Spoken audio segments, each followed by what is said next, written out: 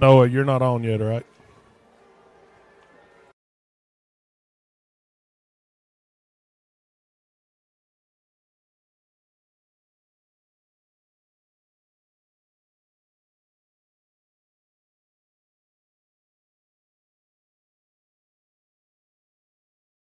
The final week of the regular season is here, and we've got a great one for you on tap tonight. It's the high school football game of the week and a huge rivalry matchup in Baxter as the Upperman Bees host the reigning Class 4A state champion, Macon County Tigers. I'm Noah McKay on the call here on the Watson Chevy UCR Media Network, and we've got a jam-packed crew for you tonight in the Upper Cumberland Generators and Nelson Trophy and Screen Printing broadcast booth. That's Jeremy Tollison. Coach Michael Dodgen on the sideline. Hallie Gunlock's our game day host. You'll hear from her shortly. And the lovely Madison McKay producing things for us as we sit just a few moments away from kickoff. This is the Comp Rehab and Crouch Team with Hans Lake Real Estate pregame show and the rare 3 presenting sponsor game. Wow. They're going to put me to the test tonight. Mayberry's Furniture is the presenting sponsor of the high school football game of the week. Macon Bacon Trust Company is the presenting sponsor of Macon County football. And Gentry's Power Equipment is the presenting sponsor of Upperman football as these two teams are set to collide once again. Are there playoff implications in this game? Absolutely not. Everything's locked in for these two teams. Are they in a little bit of different spots in their seasons? Sure. Does it matter? No. Absolutely not. These are two teams that cannot stand each other, and we expect a slobber knocker tonight at Billy C. Rogers Stadium, Jeremy. You know, before the season even started, we circled this game. Now, we also, let's be fair, we didn't realize what was going to be going on in Crossville either. So good for Stone, good for White County. Big game for them tonight, and I'm anxious to see how that plays out.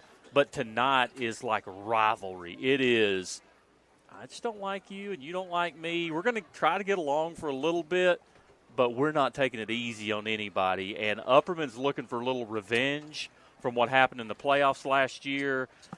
I'll tell you, I am ready to watch this battle royale. It's kind of like Survivor Series, isn't it?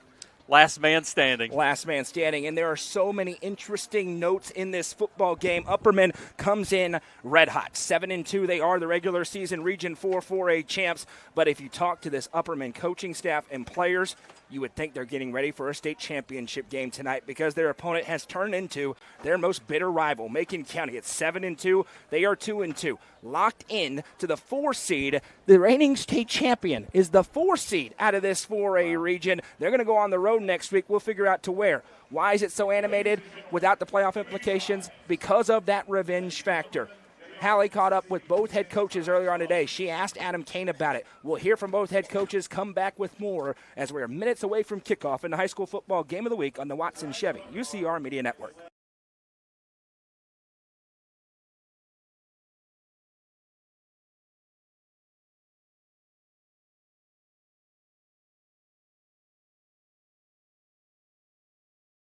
I feel pretty good. We had finally kind of played a complete game last Friday against White County. I really like how aggressively we played on defense.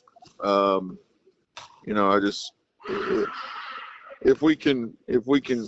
that can be a starting point where we can continue to do that on that side of the ball, then we could make a little noise this year. So, that's what I'm going to be looking for tonight. And if we can, play with that same intensity, that same fire on the defensive side of the ball. Macon County got the win last time you faced off. Has that been a point of motivation this season and particularly this week?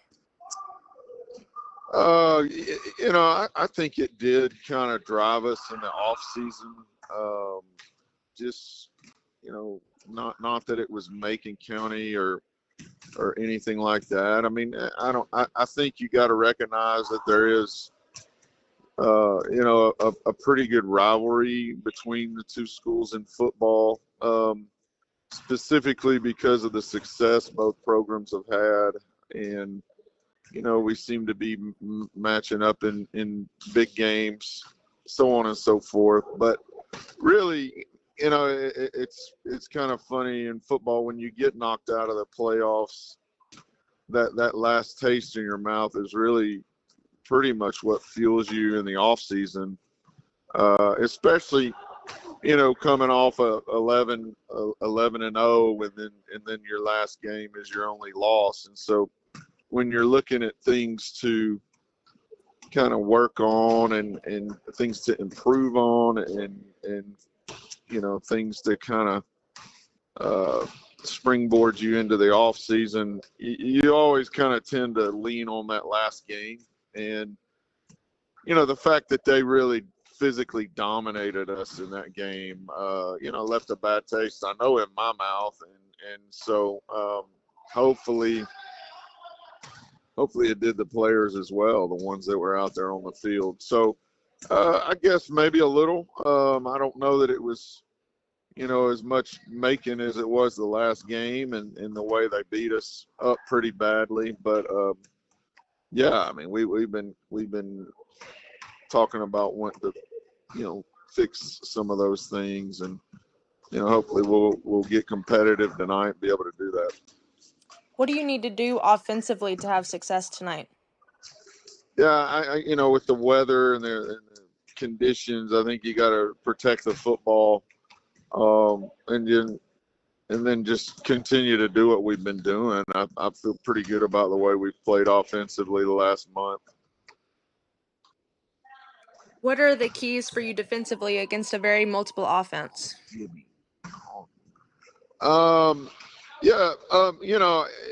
seems to me like he takes a lot of pride and spends a lot of time coming up with little wrinkles to kind of protect his base run game, and kind of messes with your defensive keys and your eyes and all that kind of stuff. And so, we're just going to kind of settle in and, try to play as basic as we can on defense and make sure we don't give them any big plays. The big thing is we're going to have to tackle and all that stuff and swarm to the ball. They got good players, quarterbacks are really, he's a stud, and the running back is playing well. And up front, their offensive line is always one of the best we face. So, I mean, we got our hands full, and we just got to, play our technique and try to get the ball where we want the ball to go. Great. Thank you, I'm Coach. here with Coach Kyle Shoulders from Macon County. Coach, this is the first matchup you've had against Upperman in several years that doesn't have any region implications. Has that had any impact on your preparation or plan? Yeah, I think it allows our team, our program, to relax and play freely, understanding that, the outcome of tonight doesn't impact the playoffs whatsoever. And I think that allows us to play with some freedoms and get after it. And, we hope we can show some great effort, great physical toughness. What do you think the key is to being able to put 4 consistent quarters of football together tonight? Well, for us, it's been all year about trying to eliminate those penalties and not turning the football over. Those two things have plagued us in several games, and when we've been able to eliminate those, we've been able to play some very good football. So I think it's continuing to grow as a team. We've got a young team that's fairly inexperienced, but by the time we get to week 11, you would hope that some of that is starting to fall into place, and we just hope we can clean up our penalties and secure the football. And if we can do that and control the time of possession, we think we'll be okay. What would you say are some keys to slowing down Upperman's offense tonight? Well, they are extremely dynamic. The way that they're throwing the football now has really taken them to the next level. They've got superstars all over the field at all different positions, and that makes it extremely difficult. They're going to make you defend the entire field like a good offense does. And for us, I think it's going to try to be able to eliminate the big play and force them to get back in the huddle and maybe create some turnovers. And what do you need to see out of your senior quarterback? I think he has led this football team extremely well all year.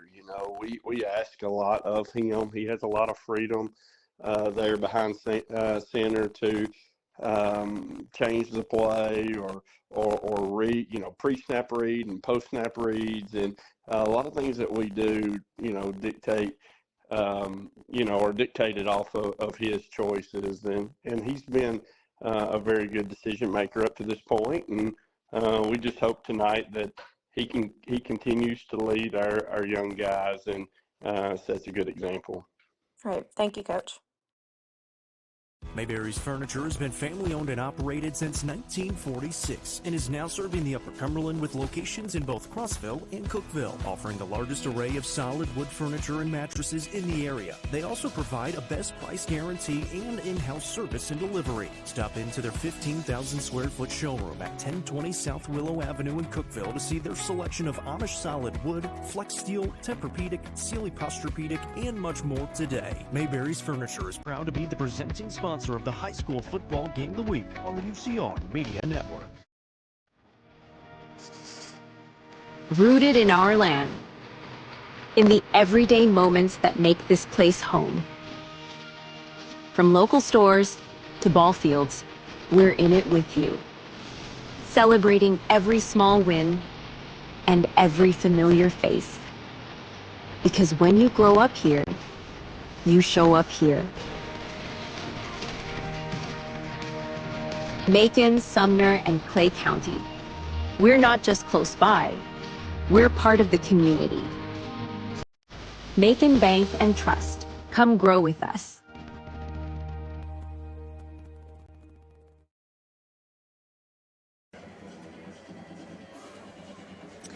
Welcome back to the broadcast. I'm Hallie Ledbetter, your game day host tonight, and we have some prominent scores to get into. Signal Mountain at Hickson tonight, currently over Hickson 9-0 in the second quarter, 8 minutes to play in that second quarter, and Red Bank in Loudon tonight, 14-0 in the second quarter, 6 minutes and 5 seconds to play in that game or in that quarter.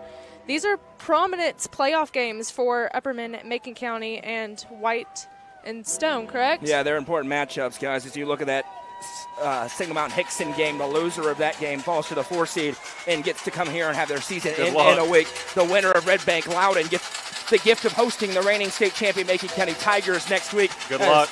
The sky has gone dark at Billy C. Rogers Stadium, and the march of bees are making their way across as we continue on with the pregame show presented by Comp Rehab and the Crouch team at Highlands Elite Real Estate. As we look at this matchup, both teams at 7-2, but it does feel like two teams moving in different directions. Macon County, a great start to the season, but really didn't have a tough opponent until week 6. They dropped 2 straight games, albeit by a score each, or 2 scores ultimately by White County, and then against Stone Memorial. They bounced back with the win at Barron County. Great first half a week ago, 21-0 over Livingston at halftime. Livingston had a 2-point conversion to try and tie the game with 9 seconds to go. Macon County blows it up. They clinched the playoff berth at 28-26. But when he talked to Kyle Shoulders, Jeremy, he's talked about it's house money, no pressure. Historically, this game's been a playoff game or a region championship game. It's not that way. The Tigers feel like they can play free. They can lay it all out there tonight with an Upperman team that has their eyes set on revenge. They've running clocked every Upper Cumberland team that they've played so far this season. Macon County feels like they got nothing to lose. Upperman wants to send a message tonight. It's a very intriguing matchup from that perspective. Like you said, good news for Macon County, no pressure. Bad news, 2 things. Number one, as I went to concession stand a few minutes ago, I saw the Borders twins on the other side of the fence. So they're not going to suit up tonight. And number 2, it's Upperman across the field. And from what common opponents, Upperman's just handled everybody and are the odds-on favorite tonight. Now, the one thing, if anybody can compete with Upperman in this region, and they may or may not, we don't know until this game's played, I think that Macon County, with the way they run the wing, the way that they can throw the ball, they can score, whereas unfortunately for White County last week, that was the problem. They just seemed one-dimensional and just couldn't score on this Upperman defense. When we talk about Upperman, why are they so good? Well, it starts with their offense. 40-plus points in 6 of 8 games this season, at least 27 points in every game, including the game they only played a half in to open up the season. For them, scoring 39 points per game, and it starts with the young man on senior night who's trying to cap off a Mr. Football season. It's that simple. Bronston Chaffin has been out of this world his entire career, and the 3-year starter has been the best player in the class this season, Jeremy. You're talking about 1,779 passing yards, 936 running yards. He has the potential with a big performance tonight, not far-fetched at all, to pass 3,000 all-purpose yards in the regular season. All he needs is 221 passing yards and 66 running yards tonight. That's an average performance to him. Quite frankly, this year it's a little bit of a below-average performance. Oh, he also has 17 passing touchdowns and 15 on the ground. And the weapons he's got. How about Colton Johnson this week? 4 new Division I offers really heating up for him. Added another one today to Toledo. It's not just him. It's Elijah Fitz. It's Gunnar Block. It's Carmine Phillips. And it's maybe the second or third best offensive line in the classification up front. The Upperman offense has been unstoppable against every opponent. And Macon County knows if they want to win tonight, Jeremy, it's not like last year, 28-15. It's going to be 49-42, as we've got the coin toss right now. Bobby, I'll be your head referee now, okay? You understand? We good with that? Captain, make sure you take care of your business. You understand? You take care of your business, you take care of your teammates' business. We never had to get the coaches involved, right? Fair enough? Fair enough. It means something to us that you're a captain. It should mean something to you guys. You understand? All right, here we go. Macon, we're going to refer you as the white uniform team tonight. You'll be the Tigers on the Upper. We're going to refer to you as the black uniform team tonight. You'll be the Bees on the board, okay? Dollar piece head. Head, tail. Call it before I toss it. If I drop it, we're going to redo it. What's your call? He's called tails. It is tails. You can go up. You want the ball? Okay.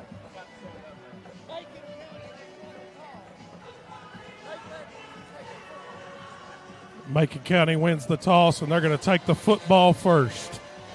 Thanks to Coach Dodgen, and that's a new wrinkle in there. Coach Dodgen right there in the coin toss. We're going a little college style on that one. We've got a packed house for you here tonight. I'm Noah McKay. It's Jeremy Tolson. Coach Dodgen on the sidelines. Hallie Gunlock's our game day host.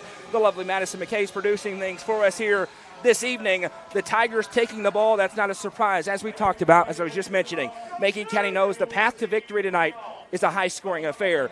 No misillusions that they think they're going to be able to stop entirely this Upperman attack. Kyle Shoulders talked about it this week. They need a big performance out of their senior quarterback, Matthew Wheeler. They do, and we hit on it just a minute ago, but for Macon to stay in this game, they just got to score points. And at the end of the day, Upperman is going to get theirs. It is what it is. What Dan Patrick used to say, you can't stop them, you can only hope to contain them, but that's kind of where they're at. I'm telling you, Upperman's going to score 4 or 5 touchdowns. It is what it is. Can Macon score 4 or 5 touchdowns to hang in there with them? Defensively, Upperman allowing 14 points per game. Macon County not far behind at 16 points per game. The schedule, it's very different. Macon County was not they were, quite frankly, tricked. Fulton was pretty good last year. They're just awful this year. So they rolled past them. Westmoreland's having a down year. Greenbrier's not very good. Trousdale County's having a down year. They just weren't able to get rolling early. They got the wins, but weren't tested. They've been tested. Feel like they're more battle-tested now after those White County and Stone Memorial games. But no question about it tonight for the Tigers. They have to have their best effort of the season. Coach Shoulders put it this way. Said, we need to play our A-plus game. We need them to play their C- or D-plus game tonight. And if that happens, could find themselves in the dogfight this evening. Exactly, and what both teams are looking for are creating some turnovers, not shooting yourself in the foot. And Noah, you spoke about this a little off air, but maybe some cheap possessions. Maybe still a possession here or there. You just never know. Anything could happen with these two teams. Macon County hoping to use Upperman's aggressiveness against them tonight, knowing Upperman wants to send a message to the entire state, and right or wrong, it's been 352 days since Macon County knocked off the Bees in their lone loss a season ago. They ran for over 300 yards in that game. The number of rushing yards allowed has been up on the whiteboard in Coach Kane's office since that night in November a year ago. Can Macon County make it 2 straight over the Bees, or will Upperman reign supreme over Region 4 4A? Austin Roberts is the kicker on to kick this one away, the junior, as Macon County sets up in the return game, back deep to receive a couple of different Tigers. Cameron Miller on the left, and Xavier Bentley, their most explosive playmaker, on the right. Roberts surveys, sets up. We sure are happy to be with you tonight. Let's get it on. Onside kick for the Bees. It's a slow roller trickling, and it's short.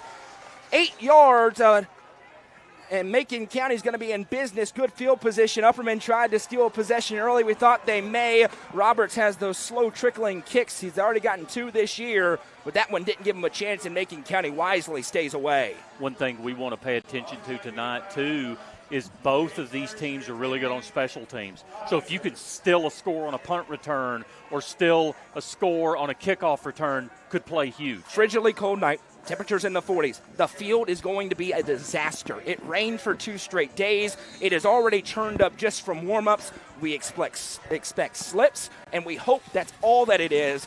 Nothing you can do about it at this point. They talked potential about moving the game. Macon County didn't want to, as is their right. We're playing on a Thursday night. Matthew Wheely takes the snap, gives up the middle, and pushing forward is Xavier Bentley for a gain of a yard. This Upperman run defense, so maligned early in the season. They got their defensive tackle, Israel Alvarez, back, and it's been a different story. Completely neutralized Sparta's high-powered rushing attack a week ago. Another one here on the road. Macon County trying to test them tonight. 2nd down and 8 for the Tigers as Bentley stays in the backfield with the senior quarterback Matthew Wheely. 2 receivers to the right, 1 to the left as Brendan Flowers goes across the set and along the offensive line. Wheely takes the snap, going to keep it himself. Hit at the line of scrimmage. Gunner Block tries to rip it away as Wheely dives forward. Another gain of 2, and it's 3rd and 6 here for the Tigers. We expect a very aggressive mindset out of Kyle Shoulders. 4th down and 5 or less, probably going for it nearly anywhere on this field tonight. One thing I want to say real quick, Noah, our man back in Macon County, Mr. Tim, we want to give him a big shout out. Wish he was here with us. Is he a little under the weather? Just a little bit tonight, but he's back home watching. We know the voice of the Tigers. He'll be with the Tigers next week on the road. The entire Macon County crew back with them. We appreciate them letting us borrow their headsets this week. 2 to the right here for Wheely on 3rd and 6 from the Upperman 44. Wheely takes the shotgun snap, play fake, looks to throw, hit in the backfield, ball pops out. It's a fumble, foot race for it. It's still loose, and Andrew Bohan jumps on it, and Upperman takes the football. Disaster for the road team. 1st and 10 Bees. Macon just cannot have things like that happen tonight. That is the recipe for disaster, the recipe for disaster quickly. And one thing, every time we've had Upperman, every time there's a defensive play, you say Bohan. Every single time. It's amazing how many plays he's been in on defense. New score update in Loudon. Red Bank over Loudon, 27-0 going into halftime. As we continue on here, 1st and 10, Upperman, that's on the Macon Motorsports scoreboard. The Bees have it on the Macon County 38-yard line. They tried to steal a possession with the onside kick. They get one. Carmine Phillips in the backfield with the Mr. Football candidate, Bronsden Chaffin. Has the snap, puts it in the belly of Phillips around left side to the 40, to the 35 and 30 and down. And Upperman ran the ball horrifically a week or a year ago against Macon County. They have been air raid at times this year. They want to establish their run against their rival tonight and prove that they can do it. They do it on the first play of the game for a gain of 8. And you already saw the slips. One of the officials slipped down there. It is sloppy. Coach Dodgen can attest to that. He's down there. I mean, they're standing water at times, just standing there. Can we get Coach Dodgen to run some wind sprints to test it out real quick? You don't have enough AEDs in the building for that, boys. Chaffin, as the band tries to make noise, as does the Macon mob. Play fake, fires it outside to Gunner Block, makes the catch at the 30. He'll be slung out of bounds. This will depend on the spot. I think he's got it as Trey McClain wrapped him up and threw him down. This is very close. And for the Bees, for the Tigers secondary, got gashed by Stone Memorial through the air. This is the best passing attack they faced this year. They need some young cornerbacks to grow up in a hurry tonight. He was short. It'll be 3rd and a yard for the Bees. And one thing we've noticed about Upperman is, they just stretch you from sideline to sideline, and you have to defend everything. 9:43 to go in the first quarter. Upperman's first possession here. Macon County fumbled on their opening drive. Bronston Chaffin, the quarterback. Will we see him with his legs for the first time tonight? We sure will. Up the middle, accelerates through a hole, and then finishes strong. Bradley Crawford in on the stop, but not before Bronston Chaffin gets the Gary Maxwell insurance. Maybe. Flag down. It's on the Macon sideline. Could this be a formation? Sideline warning? Usually, yeah, exactly. It's probably a formation if I were guessing. It came out right at the snap. Illegal shift. Illegal shift against the Bees. So take the first down off the board, back them up 5 yards, and Macon County will turn it into a 3rd and 6 defensively.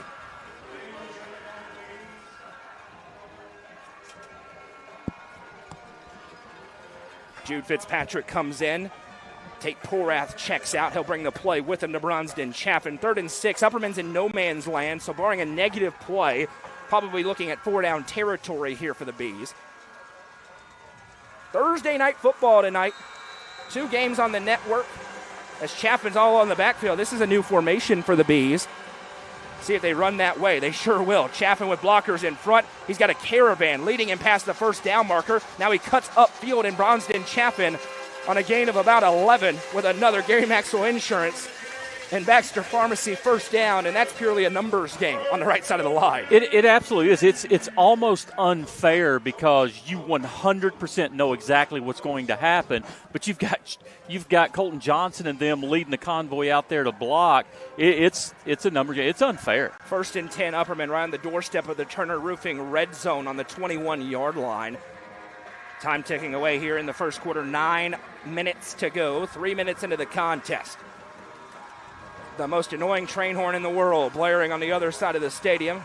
Ban train horns, please and thank you. 2 to the left for Chaffin. Takes the snap. Play fake, looking to throw deep downfield. Gunner block is wide open. Touchdown, Upperman.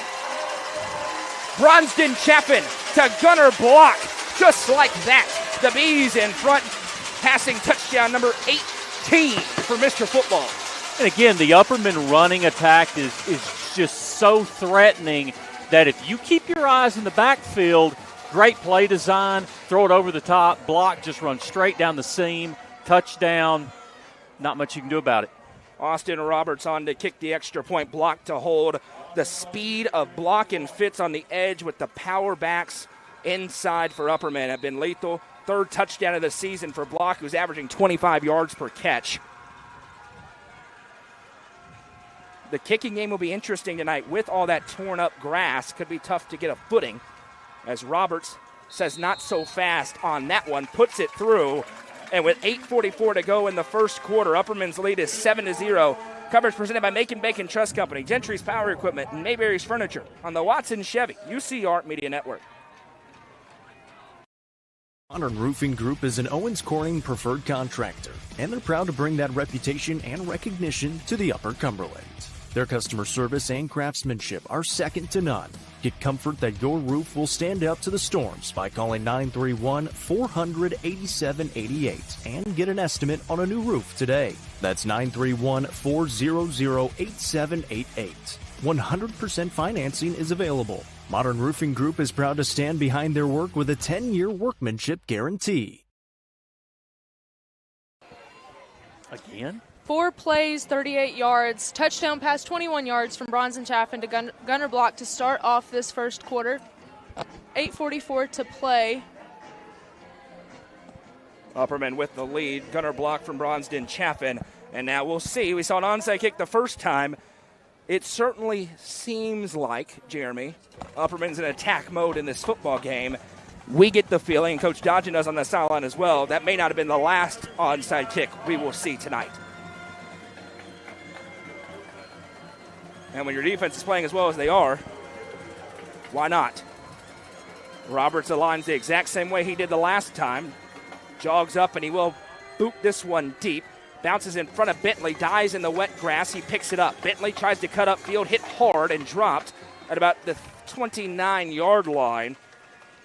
And this is where we talked earlier. Score for score if you're Macon County. Went empty on your first drive. You knew it wasn't going to be a shutout tonight. You just got to get into your offense and try to put a drive together. Exactly, and where I think they may find some success tonight, if there is any holes in the Upperman defense, is some of these passes in the boundary, some passes down the seam is where I think you might find any success. They're going with Brennan Flowers, the power back here.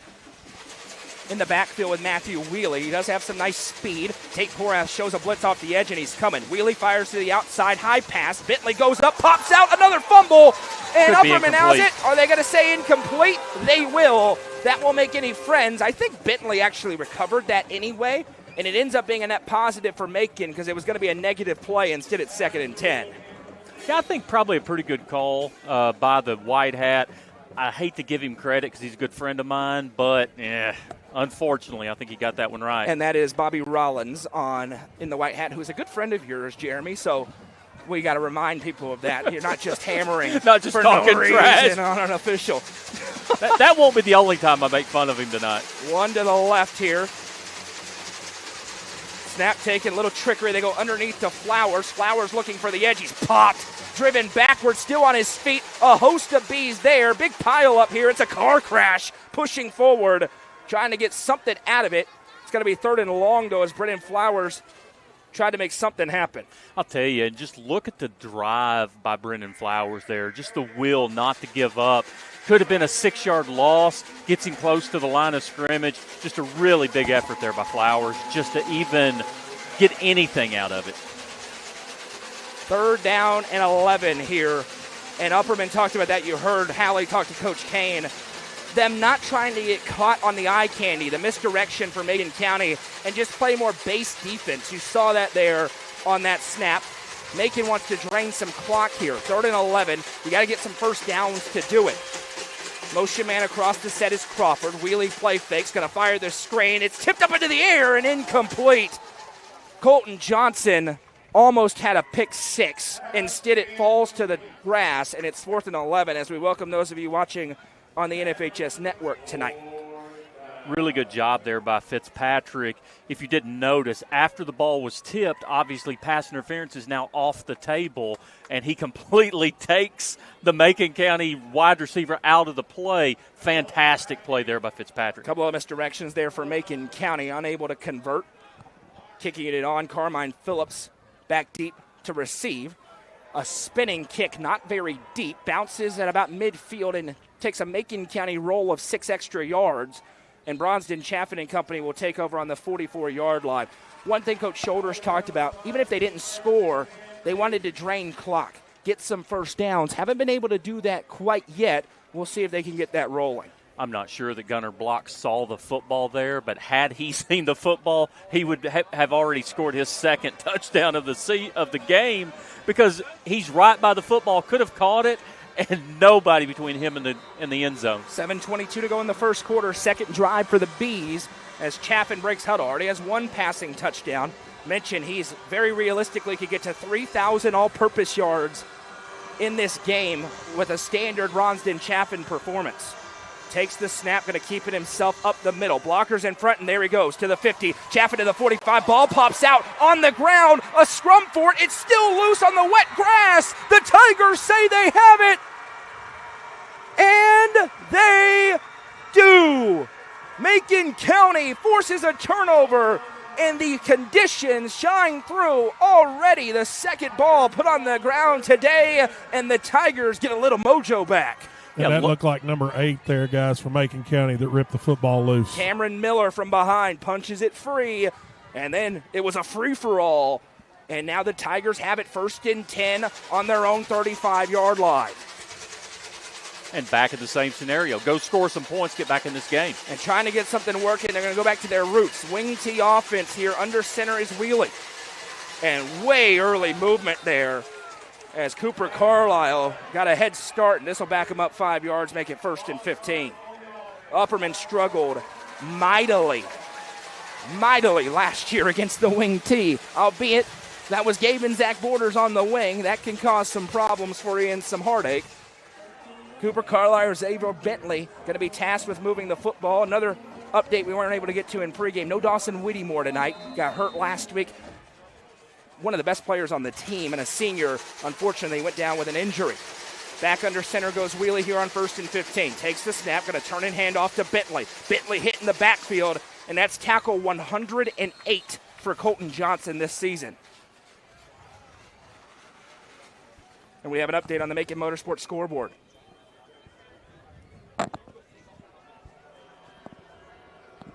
Stone punts on the opening drive, and Sparta is just chewing them up on their drive offensively down to the Stone 15. It's late. Sparta and Stone tied 0-0. Goose is there tonight, so coverage coming up. Upperman on Reporter.com. 2nd and 13 here for the Tigers.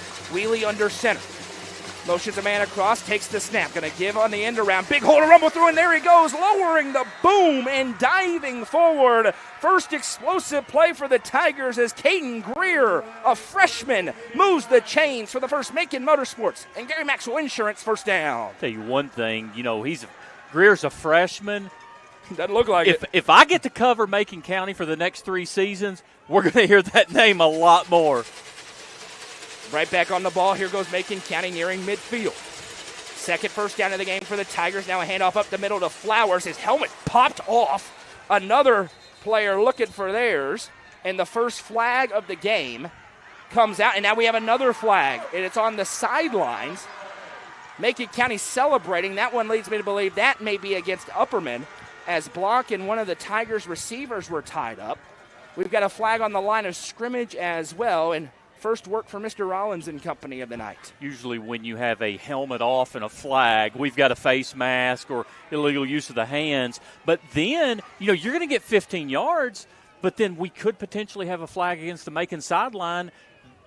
I wonder if that one about was the against flag. Upperman potentially. Guys, because of the reaction. Did you say that this game had no implications before the game? Doesn't it seem like it down there, Coach? It is. It feels like this is the semifinals.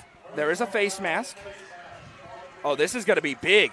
After the play, unsportsmanlike conduct on Upperman. Both are enforced, Jeremy. That's 30 yards and penalties. It is, and they'll get all of them. I mean, the second one's going to be outside the 30, so they're going to get all of them. So they're going to go from the 50-yard line to the 20. Wow. That's good math. 50 minus huge. I can do 30. That's fantastic. I did it. That's my guy. I love that guy. Out. All the way down to the 20, and all of a sudden, Macon County down 7-0 in the Turner Roofing red zone, also presented by Wellworth Bank. Citizens Bank is now Wellworth Bank. We appreciate their sponsorship, and big opportunity for the Tigers as they try to tie the game. That's what they needed here in the middle of the first quarter. Have you seen the new logo at Wellworth? It's awesome. It's awesome. Under center is Wheelie, going to give up the middle to Flowers. Little bobble. Bohan wraps him up, and the cavalry arrives. The young man they call Batman gets forward for a gain of 3. It'll be 2nd and 7 as they go into the red zone. And obviously this second drive for Macon is exactly what they're looking for. Just get a little momentum. Just kind of keep the Upperman offense off the field. Get some points. And they went under center. Now back at the wing T. Going to hand to Greer around left side. Another big play for him. He's to the 15. Lowers into Phillips and down for another. Modern Automotive Group and Gary Maxwell Insurance first down. First and goal for the Tigers, trying to strike after a turnover. Write that name down. Holy cow. Greer rolling right now. Caden Greer, 2 carries, 2 first downs, and the Tigers can sniff it. They look to strike here and trying to tie the game up at 7. Yeah, no implications. Sure. They're laying it out there tonight. Under center again goes Matthew Wheelie. Wing T set. Motions a man across, takes the snap. Flowers up the middle, tripped as he crosses the line of scrimmage. That gets more than the job done, as it'll be 2nd and goal from about the 2. Macon has done a really good job of keeping Upperman away from being able to just pin their ears back and go into that run blitz. They're on their toes a little bit right now. They don't know what's coming. Under center, Wheelie again, 2nd and goal. Takes the snap, gives to Flowers, up and over, he's rejected at the goal line. The ball popped out, and Upperman has the football. Carmine Phillips comes away with it. Brennan Flowers got tattooed as he tried to go up and over the pile, and on the goal line, Upperman's defense turns the Tigers away. Are you going to tell me that was Bohan again? I don't know who got in there. Yes, it was Bohan. My gosh! Andrew Bohan. That was a mid-air collision as Flowers tried to go up and over, and the drive, which was so promising for Macon County, ends empty-handed 1st and 10 back in their own end now. This is another factor. Any penalty in the end zone is 2 points. Macon County could try and force a turnover for 2 points. Bronsden Chapman in the backfield. He's standing in the middle of his end zone. Working right to left on your radio dial if you're listening on 106.1 to Eagle. Chapman takes the snap around left end. He stretches it past the goal line. Now he stutter steps at the 5. His feet slip out from under him. And literally 7 different Tigers push him down at the 9-yard line. Gets a little breathing room for the Upperman offense. Does Bronsden Chapman. It'll be 2nd and 3. Guys, and on that hit right there, Macon hit him high, and then it was like 2 guys tried to pick his legs up. I mean, it was up. Yeah, we'll get Coach Dodgen's mic. I'm not sure where he is. Maybe a little interference there, but he'll be. Oh, I see him over there. Yeah, that's just blocked out by the press box, Coach. 2nd down and 3. Under 4 minutes to go in a very eventful first quarter. Already 3 combined turnovers. Cold night and a wet field. You're seeing it play out both ways. Empty set here for the Bees. Chaffin has the snap. Quarterback keeper. Flag is down. I think this is going to be the 2nd illegal procedure penalty against Upperman. A lot of bodies were moving at that snap. And it is an illegal shift. It'll back him up 5 yards. Another quick scoreboard update. Bottom of the 2nd inning, Gordonsville's beating Smith County 2-0. And upon review, I actually think that it was Colton Johnson who leveled the shoulder into Brennan Flowers as he jumped over the top. And that tracks as you look at Colton Johnson's stats this year defensively on the season. That would be his 3rd forced fumble. And the illegal shift does back up Upperman to make it 2nd down. At the end of the first, it's 0-0. Cavs driving with against Lebanon. So Cookeville trying to punch it in. That's over on UCR2 right now. Jacob and Coach Shanks have the call there. 2nd down and 7 here for the Bees. Bronsden Chaffin all on in the backfield as we go back to action. Chaffin takes the snap, looks to throw, fires it out to Phillips. Phillips stutter steps past the 5 to the 10. He breaks a tackle, and he's got a Gary Maxwell Insurance and Baxter Pharmacy 1st down. Something Macon County really wanted to work on after the Stone game. Missed tackles in the secondary. Phillips breaks one there, and Upperman on the move again. 3:17 to go in the first quarter. Time ticking away as Phillips went out of bounds. That'll stop the clock. No, never mind. They're going to run it. Why not? Hallie's got it, right? 1st and 10 from the 17.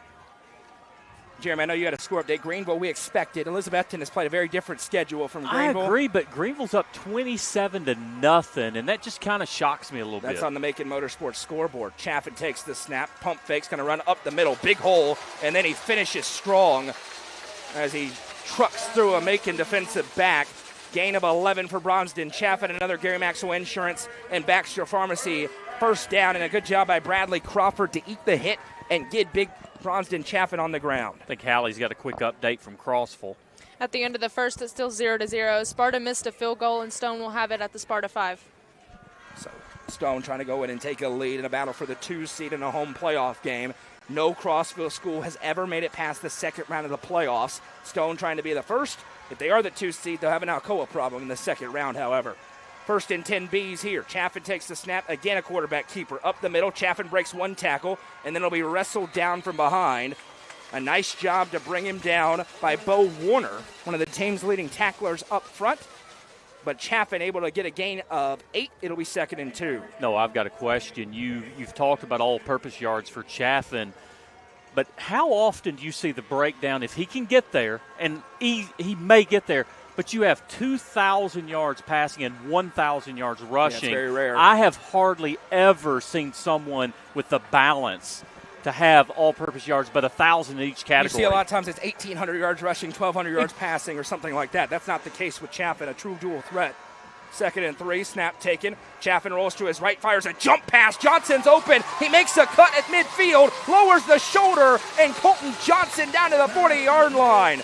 Toledo offered him earlier this morning, and tonight he's got a Gary Maxwell Insurance and Baxter Pharmacy 1st down. And guys, real quick on that, Colton Johnson came over to Coach Kane, and I don't know if he called his own number, but he saw something on the last play, and obviously it comes right back to him. 1st and 10 upcoming here at the 40-yard line. That's something Coach Kane has talked about. Bronston Chaffin and Colton Johnson have a ton of freedom to do what they think they need to do out there on each and every play. That's a 32nd catch so far for Colton Johnson this season, but a lot of those have come in the second half of the season. 1st and 10 here for the Bees as they're to the Macon 40-yard line. Another drive off a turnover. Chaffin sets up his line with 4 on the play clock, takes the snap. Quarterback keeper around the left side, gets a block, now accelerates. Chaffin with a car crash collision. Tackle football tonight at Billy C. Rogers Stadium. One-on-one, Bronston Chaffin leans into Anthony Johnson, who gets him down. That's tackle football. Gain of 8. It'll be 2nd and short.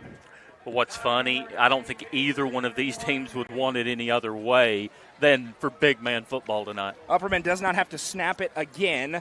They can if they choose, as there's more time on the play clock than the game clock. The first play in the second quarter, Potter to Page for a touchdown, 6-0 Stone. Noah Potter continuing his strong season, and Upperman will run the clock out here on a back-and-forth first quarter. After 1 in the high school football game of the week, it's Upperman 7, Macon County 0. Coverage presented by Mayberry's Furniture, Gentry's Power Equipment, and Macon Bacon Trust Company on the Watson Chevy UCR Media Network. The Crouch team with Islands Elite Real Estate proudly presents this 3-bed, 2-bathroom home within Sparta city limits. This home has hardwood flooring, a 1-car garage, and a screened-in deck. For more information, visit ChadandAmyCrouch.com or call 931-979-1191. The Crouch team with Highlands Elite Real Estate is a proud sponsor of this broadcast on the UCR Media Network. The John Deere 5E is built for our way of life, and it's backed by Tri-Green Equipment's tried and true support. So stop by your local Tri-Green Equipment store this fall.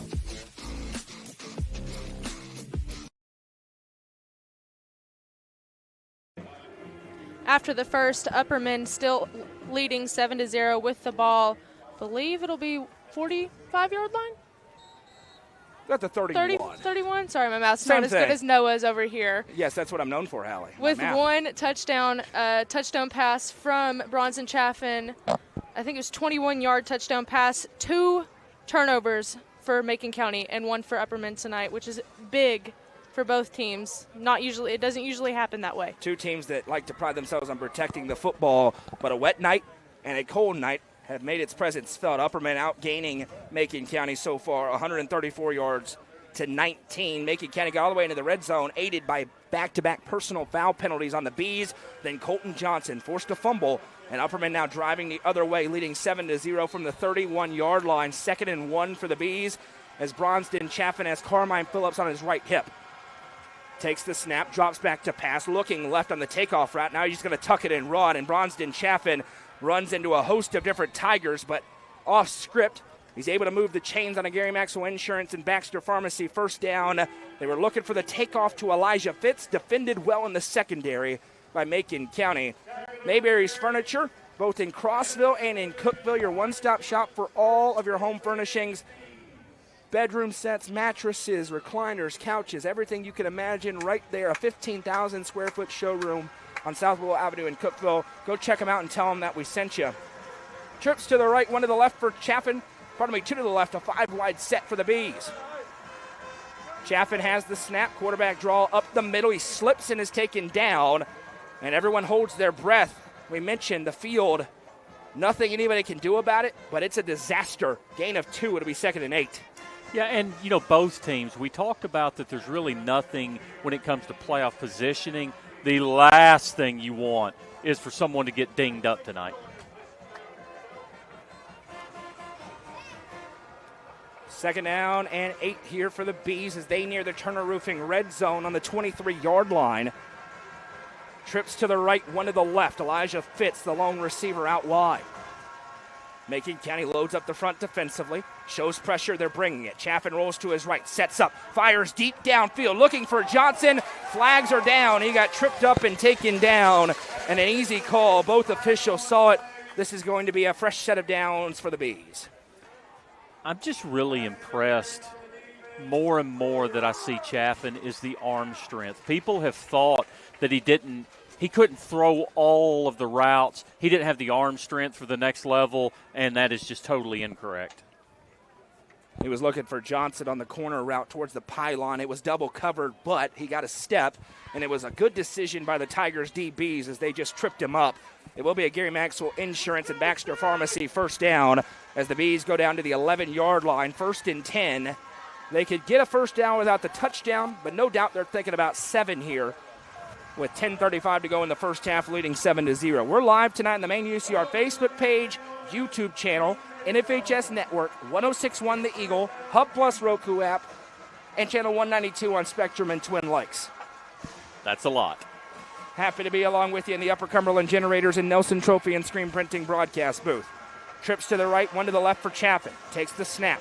Going to keep it himself. Hitting the backfield, breaks one tackle, still driving forward. Bronsden Chaffin making something out of nothing. Pretty well defended. Gain of 5. It'll be 2nd and 5. And, Jeremy, to allude to your point, too, not only the passing, but it's the accuracy that he hits the spots in, too.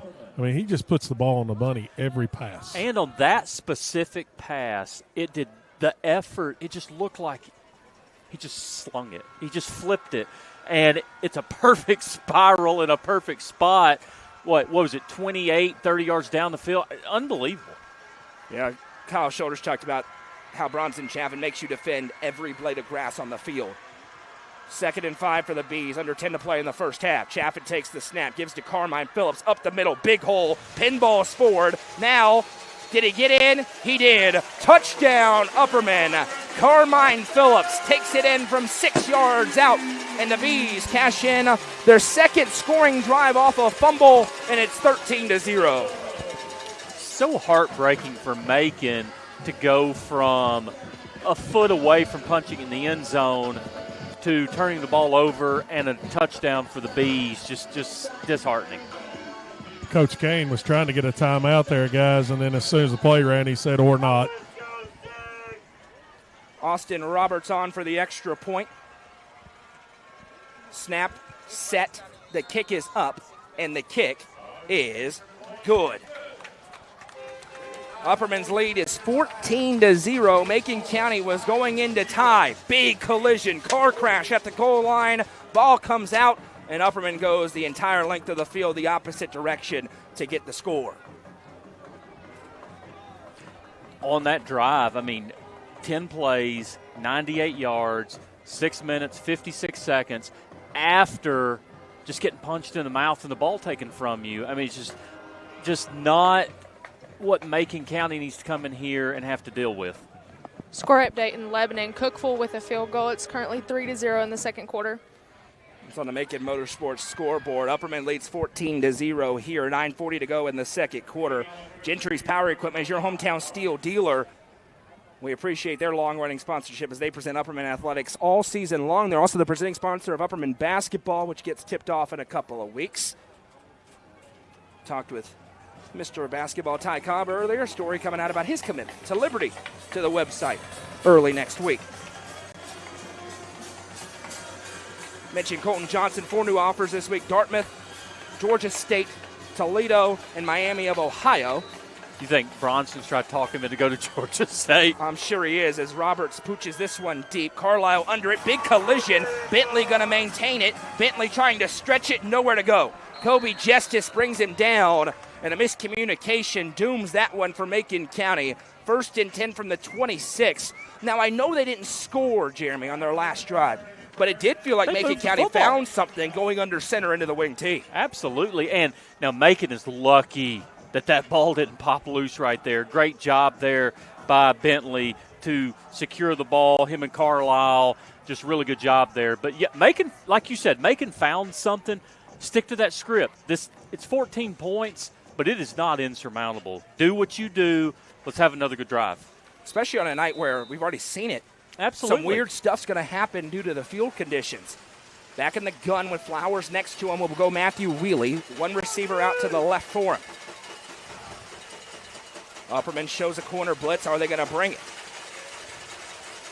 Bentley goes behind. Triple option now. He'll hand off, and Flowers is dropped as he crosses the line of scrimmage. Kobe Justice on the stop defensively for Upperman.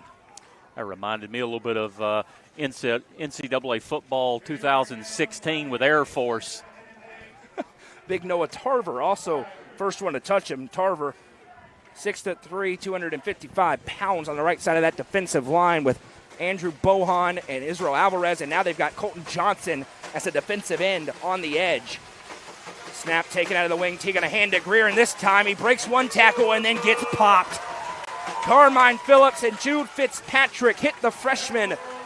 Popped off 2 long runs on the last drive. That time he had no chance. A loss of 4, and it's 3rd and 13. I saw that hand warmer pop out, and I thought it was the football for a second. New addition to the scoreboard software. If you go to more than the 3rd and 13, it just goes 3rd and long. No, I can do that on my I like own. it. 3rd I can and do long. that in shorts. Whenever you say 3rd and long, I put 3rd and long. 3rd and long. Not quite 3rd in a city, but 3rd and 13 here for Macon County. And now the cowbells and milk jugs ring out beneath us. Those are good. Train horns are bad, just so we're on the same page. You're good with milk jugs. Anything you have to control to make louder, I'm good with. Okay. Wheelie in the gun. 4 receivers set. Play fake. Drops back to pass. Here comes pressure. Hit. Gets away. And now he's dropped down. Tate Porath brings him down. And they're actually going to say it's an incomplete pass as he tried to throw it.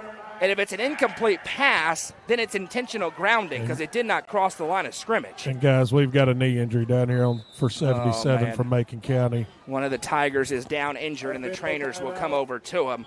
So while they look at him, we will take a break and come right back.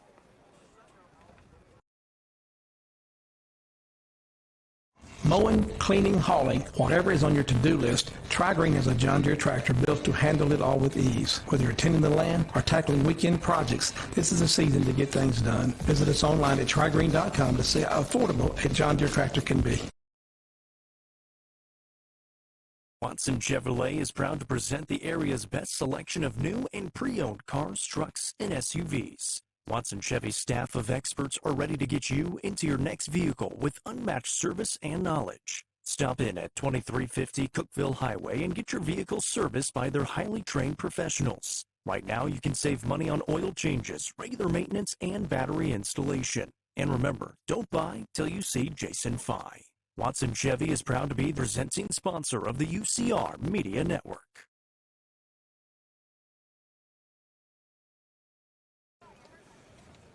Welcome back. The injured Tiger being helped off the field, and obviously you hope he is okay. It's Deacon Green, another freshman, and they've had some injuries up front, and we talked about it. There was an effort made to move this game, and you don't have to. Both schools have to agree, and as we understand it, Macon County did not want to move the game for a host of different reasons, and one of the reasons to move the game was this field we knew was going to be in rough shape. It is in rough shape, and we hope that he is okay. And you can see it, I'm sure, because we've got the 4K camera out. It's not going to get better when it comes to the slip and the lack of traction tonight. And the ruling on that last play by the head umpire there, he said he was down by contact before the ball came out. So it is a sack for Tate Porath, as we thought it was. That's the 4th sack of the season for the senior. Punting unit on here, Upperman brought the house. A good spinning kick vertically. A great punt for Macon County. Trickles to a stop at the 42-yard line. That's where Bronston Chaffin will take over. Hey, Noah, I'm shocked that Upperman's got a big defensive play, and you said the last name Porath. It just shocks me. It's pretty good. My gosh. Tate This kid Porath. needs a plaque. That's his 44th tackle of the season. He has 6 tackles for loss. He has 4 sacks, 2 He's a pass bronze breakups. statue out there. This kid is unbelievable. First Another and 10. Scored update in Lebanon, currently 7-3. Lebanon up on Cookeville. It's on the Macon Motorsports scoreboard tonight. 2 to the left, 1 to the right for Bronston Chaffin. Really probably looking for a dagger at this point in the game, up 14-0.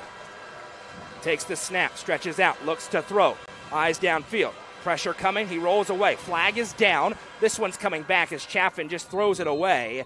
And that right in the area of holding on the right side of the offensive line, and it sure will be a 10-yard penalty against the Bees. So you see it there, Coach Shoulders talking about the need to get pressure on Bronston Chaffin. They've been bringing it tonight. That time they get the 10-yard penalty to make it 1st and 20. If they continue to get a little bit of pressure, look for screens, look for quick passes back to the outside to try to fight that off a little bit. Tomorrow we will have a football broadcast for you. non-region implications, but Livingston trying to close out their first winning season since 2020. DeKalb County trying to go into the offseason in style. Those two teams will meet in Smithville tomorrow night. I think that's a great matchup. It is going to be a fun great matchup. Kickoff set for 7 o'clock. Trips to the left stacked out for Chaffin. 1st and 20 after the penalty. Chaffin takes the snap. Quarterback keeper around the left side. Stutter steps, now accelerates. Chaffin jumps over a defender. Makes up the penalty yardage plus a couple. It'll be 2nd and 8 after a run of 12. And for Chaffin, really not a huge surprise, but already filling up the stat sheet. Right now it's on the ground. 10 carries for 93 yards. Jeff Petey Goolsby, the great Petey, on the stats to our left. He's also 4 of 4 through the air for 59 yards and a score. Just a lunch pail day at the office for him so far. 7:05 to go in the first half. Macon County received the opening kickoff, so Upperman will get it to start the second half. 2nd and 8. Same formation, flip the other way here to the right side. Chaffin, again, going to keep it around the right side. They like something here as he accelerates, breaks a tackle, just shoves a defender off of him. And Bronston Chaffin moves into Macon County territory on a Gary Maxwell Insurance and Baxter Pharmacy first down. Yeah, 1.25 and Chaffin's already over 100 yards rushing. And they found something they like out of this formation, guys. They're putting 3 receivers and just running right behind all of them. Colton Johnson blocking as well. That's what I was about to say. No, it doesn't look like it to normal fans, but Colton Johnson just put a heck of a block. He's a monster. On the linebacker from Macon County. And another thing, congratulations, Hickson. You get to prepare for something else. Is Hickson falling tonight? It's 9-0, but probably going to be Hickson that has to defend that next week. Yeah, your season's over. Phillips going to motion, takes the snap. Chaffin, this is an illegal shift again as he was moving forward. Chaffin breaking tackles. Oh. This is an unbelievable touchdown that's coming off the board. Chaffin weaving through traffic, but it's an illegal shift. And Carmine Phillips came around and then went in front of Chaffin. And if you're moving forward at the snap, it's a penalty, so that'll wipe a touchdown off the board. Hickson may want to take Upperman up and play tomorrow. Update from Goose at Stone. It's 7-ish, I'm assuming, minutes left in the second quarter. To go. Stone goes for it on 4th and 1 per usual at their own 20 and converts. Backed up in their own end. Eric Samber says, forget about it. I'm going for it. He did something like that at Macon, Is that an update? Is that actually news? It shouldn't be. It's 4th and 1. Interesting update there in Murfreesboro on the Macon Motorsports scoreboard. Oakland leads Riverdale 13-7. And then Macon County's going to Red Bank next week. They lead Loudon 27-0 in the second quarter.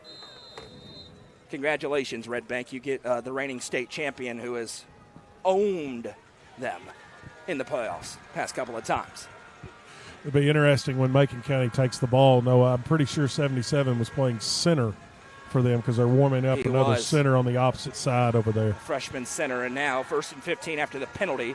Chaffin trying to align his troops. Takes the snap, going to give to Carmine Phillips up the middle.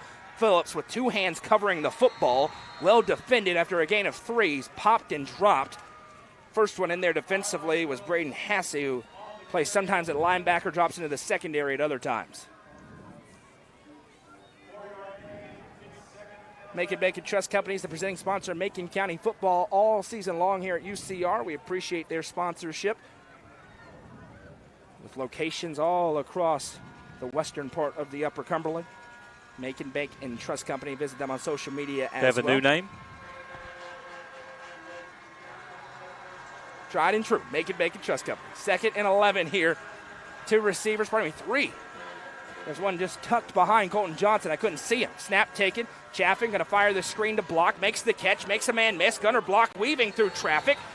And Gunnar Block going to say he stepped out short of the line to gain. So it'll be 3rd and 4. Just tight roping that sideline. And Upperman, no doubt, in no man's land. They're in 4-down territory here as we tick near 5 minutes to play in the first half.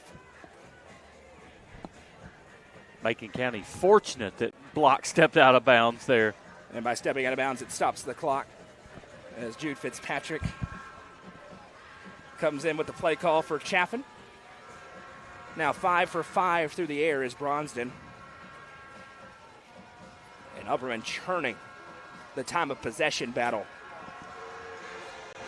Two receivers blocking, fits to the right. Chaffin takes the snap, going to toss it outside to Phillips. Looking right at a Tiger. He's wrapped up and pushed backwards and down. Loss of 2 on the play, but it's going to turn into a first down. This is going to be an extracurricular activity as Ethan Parker, well after the whistle, threw Carmine Phillips down. It was a great defensive play by Talon Swaffer for the tackle for loss, but after the play is over, personal foul against the Tigers turns a 4th and 5 into a 1st and 10 for the Bees. And guys, those are things as coaches that drive you absolutely nuts. A big stop, and then it's self-inflicted wounds. And you were talking about earlier Deacon Green being the center. He's the tackle, but they may be having to work on another center because they are having to shift other pieces along that line now with both tackles down with no Dawson Whittemore tonight. So it'll be interesting to see what Macon County's offensive line looks like on the ensuing drive. The question is, what will the score be, as Upperman now is a 1st and 10 from the 24-yard line.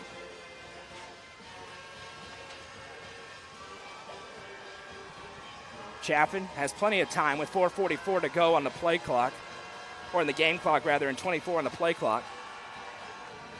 Takes the snap, same play around the right side with blockers in front, stutter steps, Chaffin at the 20, now puts a foot in the ground and takes off. Stiff arms to the 10, to the 5, to the end zone. Touchdown, Upperman. Bronsden Chaffin will not be denied. A 23-yard touchdown run for the senior quarterback, and Upperman breaking it open in the first half. It's 20-0, and it's a Legacy House score. Those type of plays, in my mind, are what makes a Mr. Football, or makes a Mr. Football finalist. That is just what you look at the tape and you go, that's the guy. Austin Roberts on to kick the extra point for the Bees. Gunner block to hold. Snap, set, kick is up. The kick is spinning, and the kick is good.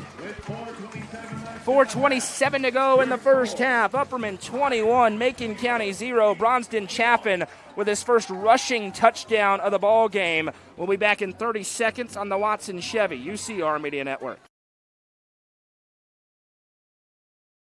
Tee Up is the Upper Cumberland's best indoor golfing experience. With 3 state-of-the-art golf simulators, you can work on some of the world's best courses, all in the comfort of their climate-controlled facility. Want to know where you can improve? See everything from club speed to spin rate in seconds. They also have plenty of other games to enjoy time with friends. Conveniently located at 141 4th Street in Baxter. Stop in. Visit them online at teupgolfclub.com or call them at 931-559-GOLF to reserve your simulator today. Tee Up is proud to support this broadcast on the UCR Media Network. Only 6 drives, 58 yards, and only used 3 minutes and 23 seconds on the clock. That is very rare for Upperman.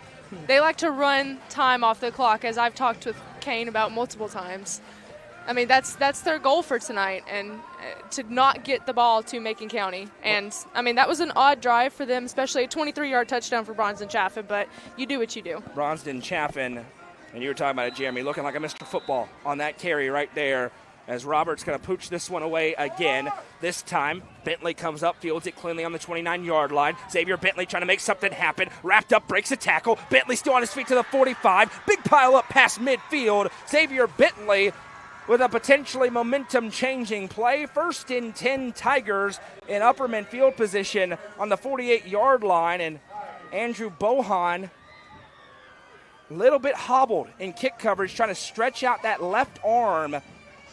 And that would not be good for the Bees, as their best defensive lineman is clearly in some pain. He's trying to stay in, but they probably need to get him out, holding that bicep area. He's going to stay in for now. Wheelie going to go under center here for Macon County, down 21-0. Takes the snap, gives up the middle. Brennan Flowers breaks one tackle, breaks another. Big stick leveled as he drops down to the 41-yard line. Brennan Flowers with a gain of 9. And Noah, he's in noticeable pain over there. Now he's bent over. It's an injury right there that needs to be looked at almost. Yeah, he needs to go down to a knee here, and Bobby Rollins sees it. He's trying to stretch it out, and now the trainer will go out and tend to Andrew Bohan. And that is the perfect example, Jeremy, of where does the game not mattering for playoffs matter? May not see Andrew Bohan again tonight, even if he is okay, which obviously we all hope that he is. Yeah, I agree with you, and we mentioned it earlier, and I think Coach Dodgen mentioned it, but you just can't have any injuries. You've got to be at full strength next week, and both of these teams want to win this game. Both crowds want to see the other one lose, but we cannot go into a MASH unit and be missing players next week. And for Upperman, a little different situation.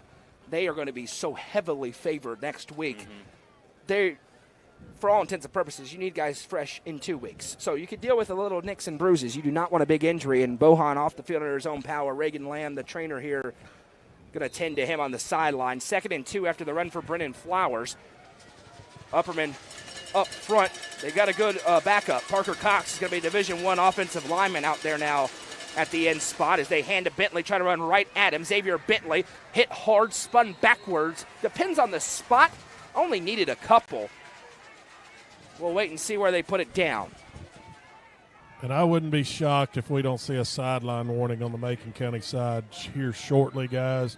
They were not real happy on the hit that was applied there at the end of the play. It will be a Modern Automotive Group and Gary Maxwell Insurance first down for Macon County. 3:26 to go in the first half. They're down 21-0. Remember, Upperman gets the ball to start the second half.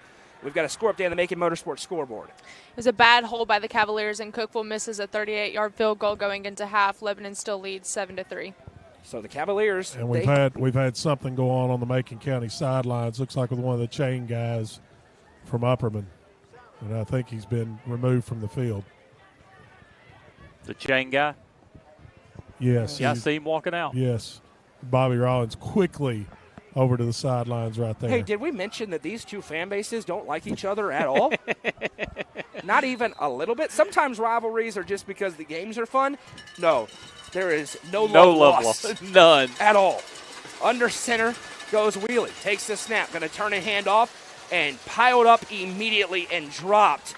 And now we have a late flag, and again, big pile up there. Not sure what happened here, guys, because that looked like a big pile, but we have a flag coming in pretty quickly. To me, it's almost like someone away from the pile comes in with a cheap shot. You know, a helmet, an elbow, something extra into the pile. That was on Colton Johnson. They call Colton Johnson for a personal foul. He can't believe it. And Bobby Rollins pointing to the side of his helmet. I'm going to be honest with you, guys. Being in these type of environments before, it's not a bad idea if Coach Kane probably doesn't burn a timeout right here and say, hey, guys, we got a bigger picture ahead of us. Third personal foul already called against Upperman. They had back-to-back on one play on the last drive, and now Macon County down to the edge of the red zone. 1st and 10 from the 22-yard line. Tigers trying to strike, heading into the halftime locker room with 3:08 to go in the half. I will tell you this. I give him a hard time, but in a tough game like this, there's no better white hat than Bobby Rollins. Jet sweep to Xavier Bentley. Hit a couple of times and tripped up and down. Carmine Phillips going to be credited with the tackle there as Bentley dives forward and got about a yard. 2nd and 9 upcoming here for Macon offensively. They've been in the red zone a couple of times. Last time, had it on the 1-yard line. Tried to go up and over. Big collision. Colton Johnson forced the football out. Upperman recovered. Next time Macon had it, they were down 2 scores. I'll say it real quick. Last thing about referees right now, in my opinion, the best two, one of them are here tonight. The other one's at Stone tonight, and that's Shane Qualls. I agree with that. Under center is Matthew Wheelie. Takes the snap, fakes the pitch. Now going to hand underneath to Greer. Greer, ball pops out. It's free, and it takes a weird hop. Still loose. Who knows? The ball bounced about 8 different directions. I have no clue who's going to come out of this with the football. Upperman says they have it's it. Macon County and football. They say it's Macon County football. The official has the ball, and they handed it. It is Caden Greer underneath, and the ball popped way into the air, hit the ground. Gunnar Block was thinking about a scoop and score, and then it actually hopped away from him, and now it's 3rd and 3. It's the field. I mean, it's the field because of all the water. And the football is not round. It is not. 3rd and 3, 4-down territory for Macon County as we tick away, 2:18 to go in the first half. Under center's Wheelie. Takes the snap, turns, hands off to Brennan Flowers. He's wrapped up, spins away, gets crunched, but got crunched forward, and that will move the chains on a Modern Automotive Group and Gary Maxwell Insurance first down into the Wellworth Bank red zone. These two are knocking the snot out of each other, I'm telling you. 1st and 10 here for Macon County. They're draining the clock. It's what Kyle Shoulders wanted to do, but eventually they have to finish with points. Minute 33. Upperman trying to get a line defensively. Wing T set again. Carlisle in motion. Wheelie hands underneath to Bentley. Upperman ready for it again. Big pile up there as Jude Fitzpatrick going to wrap him up. Bentley stayed on his feet, but forward progress stopped after a loss of 2. It'll be 2nd and 12. Guys, what's amazing, probably more than anything, is the footing. I mean, your running backs and even the quarterbacks aren't losing their footing as bad as you would expect. You got to get the extra long cleats tonight. Of course, there's not been a lot of traffic on this end of the field yet. Fair point. 2nd and 12 here for Macon County. Under center again goes Wheelie. Takes, hands underneath to Flowers. He's tripped up immediately. Israel Alvarez and Kobe Justice with the stop. Gain of a couple. We've got a whistle and a timeout called with 40 seconds to go in the half. Make it 41. It'll be 3rd and 10 after the timeout by Macon County. Quick stat that I want to just bring up. How many total yards did White County have last week? 65, Something 70? like that, yes. 64. 64. So far in the first half, Macon has 31 yards total offense. And you think, how are they already in the red zone a couple of times? Remember those penalties, 45 yards and personal foul penalties against the Bees. 3rd and 10 upcoming here. And this is where it will become a little bit interesting, guys. Depending on this 3rd down play, Macon County has an absolute weapon at kicker. They're down 3 scores, though. You know Eli Gammon can make it from anywhere. What do you do if it's a 4th and 10 potentially situation? I'm kicking the field goal. I'm telling you right now, I'm not letting you put a goose egg on me if I have a choice. I'm kicking the field goal. Coach Dodgen, what do you think? I'm going to try to get it in the end zone and then take the field goal if possible, because your footing right here could be terrible for a field goal kicker outside of an extra point. Have you seen Coach Dodgen, as he told me so wisely last year, if you score enough, you don't have to play defense. He's going to go for it all the time. That's exactly right. You don't need a punter or a field goal kicker. 3rd and 10 for Macon County out of the timeout. And the crowd will try to make some noise here at Billy C. Rogers Stadium. This game is felt a little bit tighter than the score would indicate. Macon County can make it tighter on the scoreboard right here as they're in the red zone. Staying under center is Matthew Wheelie, 3rd and 10. Takes the snap, going to toss it to Carlisle. He's looking to throw downfield. Man is wide open, and Elijah Fitz with an elite defensive play gets back, and it's his 9th pass breakup of the season. That had touchdown written all over it. Instead, it's 4th and 10. Fitz looked like Superman floating through the air to bat that ball away. That was a great play call by Kyle Shoulders, and it was a broken coverage, and the ball just floated a little bit too long. 4th and 10, it is the offense staying on the field for the Tigers, and a timeout will be whistled and called for by Adam Kane. Boys, I thought we were going to go 2 weeks in a row without Coach Kane calling a timeout in the first half. He calls one here, wants to get the right play call in. Another update in Murfreesboro, Riverdale, and Oakland is now 14-13. I'm assuming they still have to kick a field goal. And who's leading that game now? It is Riverdale. Wow. It says second quarter, 2:51, but this is Coach T. Riverdale up 14-13. That would be a big one.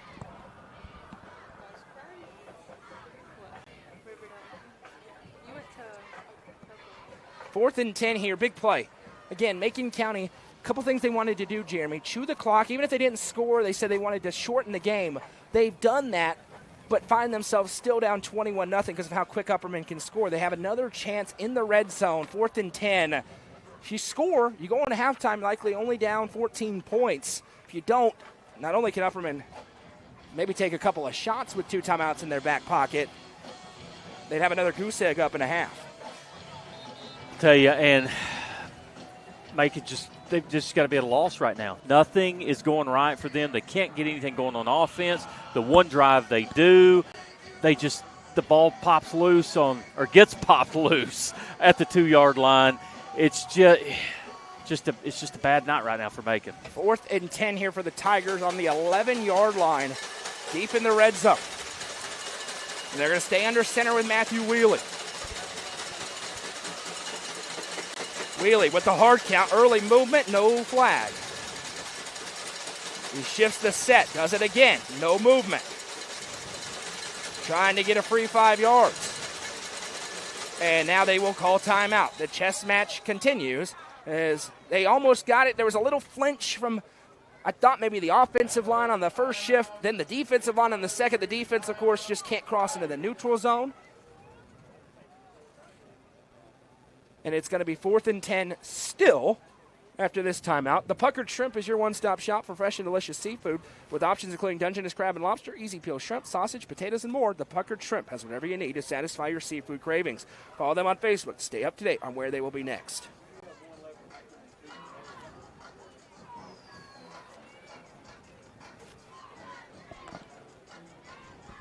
Another score update at Gordonsville. It's still halftime. Smith County is losing 0-15. Gordonsville trying to close out their first undefeated regular season since the 90s in that big cross-county rivalry. Just got an update from Crossville.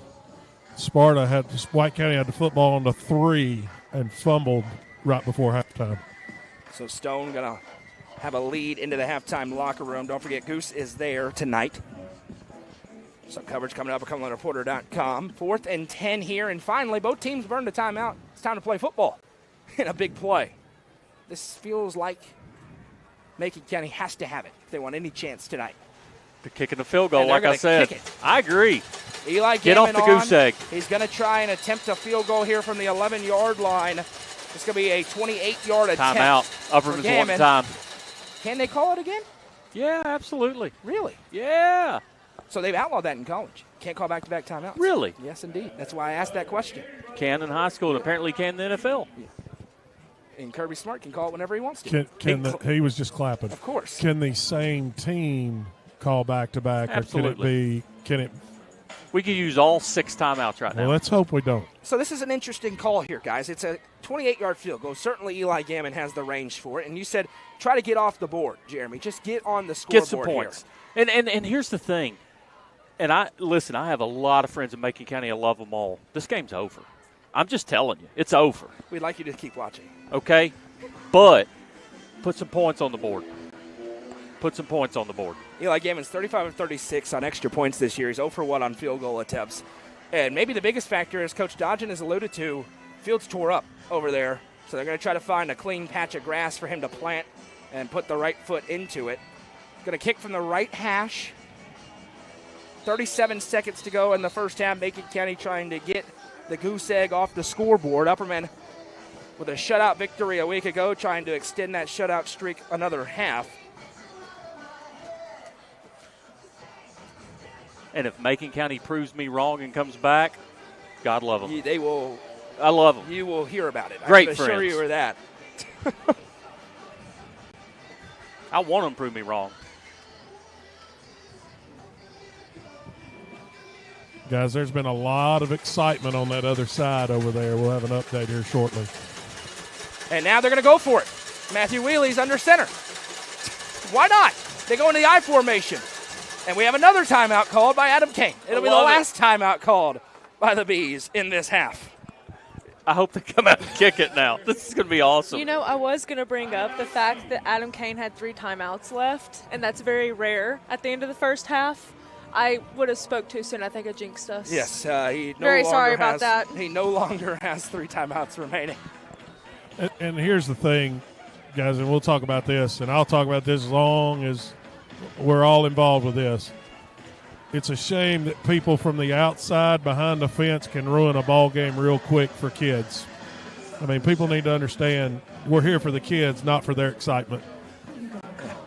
Coach Dodge is right in the middle of it down there, and it's a very spirited night, I'm sure, tonight. And we've got a score update on the Macon Motorsports scoreboard, Helen. At halftime, Grundy County is losing to Jackson County 14-0. Big one for Jackson County. Big game. Non-region game, Absolutely. but trying to build some real momentum. Absolutely. No, are we sure Grundy County was supposed to play Jackson County tonight? I heard otherwise. It's a good point, Coach. Unfortunately, I'm not in on that joke. So you will be at halftime, brother. Okay. You can put 2 and 2 together and probably figure it out. Who needs to be right on information? 4th down and 10 upcoming here. And they're going to kick it. Yes. Eli Gammon Yes. on the kick. Who calls timeout next? No, we're kicking this. Gammon to kick it from 28 yards out. We think. Snap, set, the kick is up. And after 45 minutes, the kick is good. Eli Gammon puts it through. Now 1 for 2 this season on field goals, and with 32 seconds to go in the first half, Upperman leads Macon County 21-3. And I think we're probably all three in agreement here, guys. A good decision for Macon County. Get on the board and see, obviously, Upperman could score in the next 32 seconds, but go into halftime with a little bit of momentum after putting something through the. And it's almost like Coach Kane kind of baited him into that.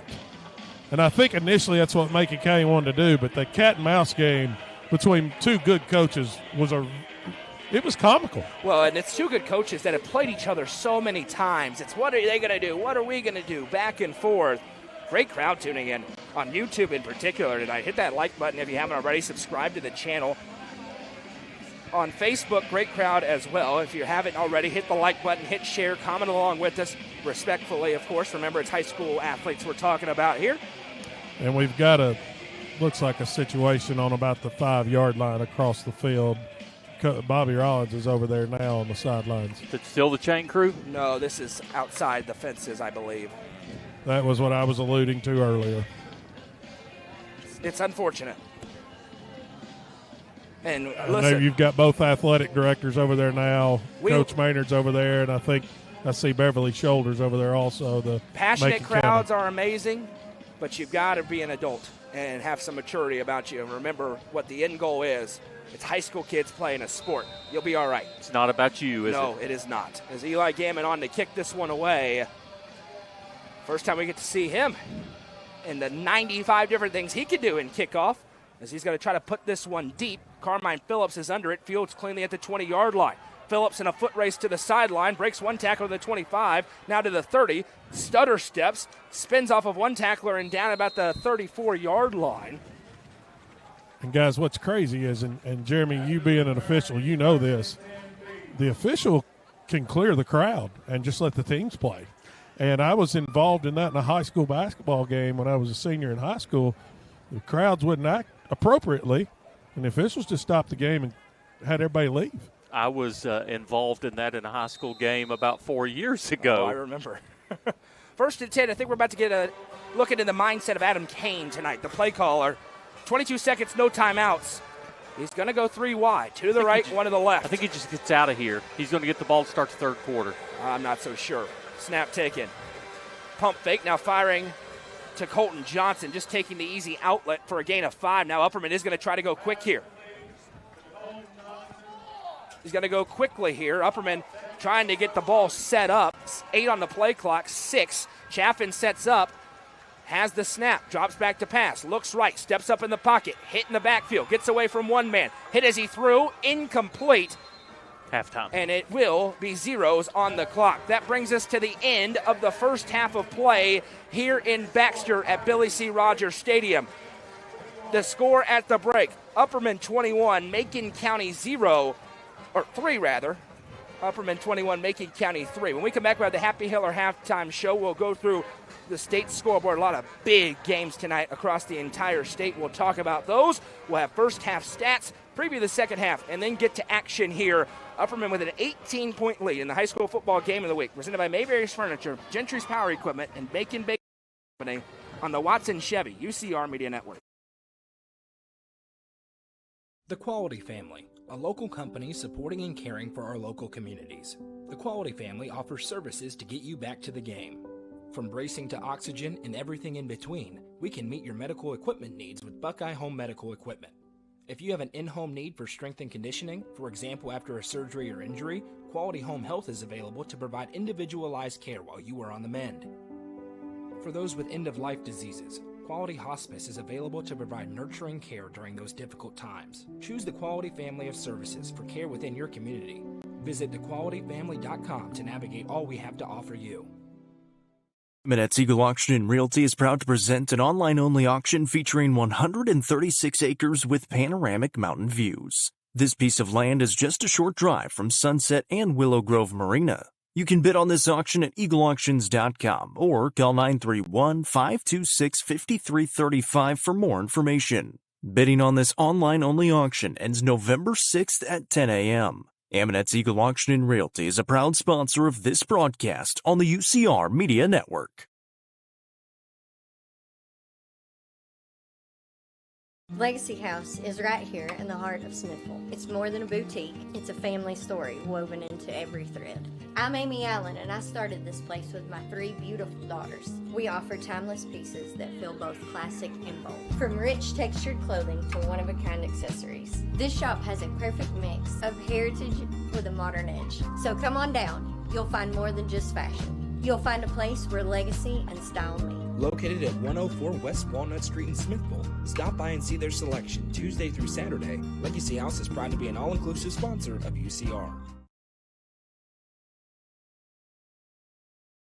Livingston Regional Hospital is Livingston's hometown hospital. Located at 315 Oak Street, Livingston Regional Hospital provides compassionate quality care for all patients from local people you can trust so you can count on them to treat you like family. Their excellent staff offers years of experience and training to meet the needs of all patients. They understand the importance of providing care in a professional and comforting manner. They're proud to partner with Livingston Academy Athletics through the LRH Sports Medicine team. Livingston Regional Hospital is a proud sponsor of this broadcast on the UCR Media Network. Sonia Brown with American Way Real Estate proudly presents new level building lots in Baxter. Lots range in size from 0.69 acres to 1.6 acres with water, electric, and Twin Lakes fiber internet at the road.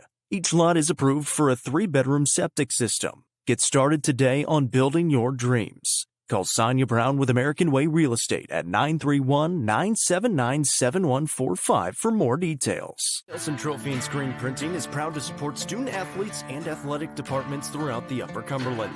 They are also proud to sponsor Nelson Trophy and Screen Printing's Player of the Game on this broadcast. From trophies to t-shirts, they can do it all. Be sure to stop by and see them at 120 Circle Drive in Allgood or give them a call at 931-537-9559. Nelson Trophy and Screen Printing, proud sponsor of this broadcast on the UCR Media Network. Are you looking for the best dining experience in the Upper Cumberland? Visit Fire and Vine in Cookville's historic West Side. Fire and Vine offers great service and a unique menu, including mouth-watering deep dish pizza, delectable beef, chicken, fish, and more. Take in stunning views from the rooftop while enjoying your meal. Come and experience the charm and flavor of Fire and Vine, your new favorite spot for a memorable dining experience. Fire and Vine is a proud sponsor of this broadcast on the UCR Media Network.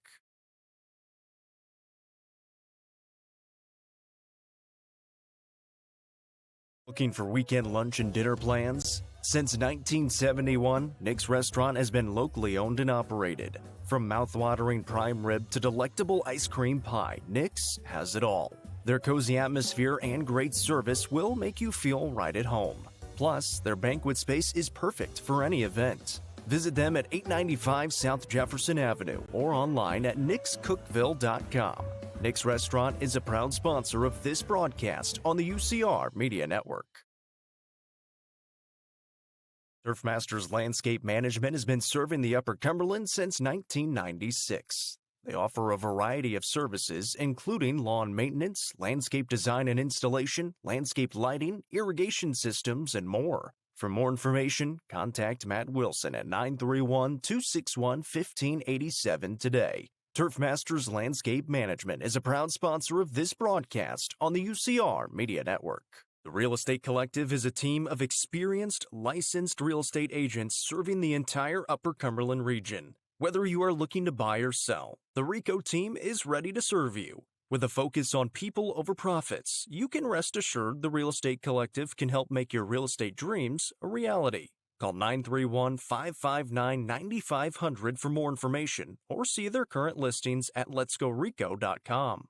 The Real Estate Collective is proud to support student athletes in our area and this broadcast on the UCR Media Network. Loading the kids in the car, brokering peace in the back seat, mastering the snack handoff without even looking. Why are simple things sometimes so complicated? Thankfully, with auto owners, insurance doesn't have to be one of them. We work with independent agents who keep insurance simple, so you can worry about more important things, like figuring out what's growing in that cup holder. That's simple human sense. Visit swallowsinsurance.com or call us today, 931-526-4025. Protecting your future, it's what we do.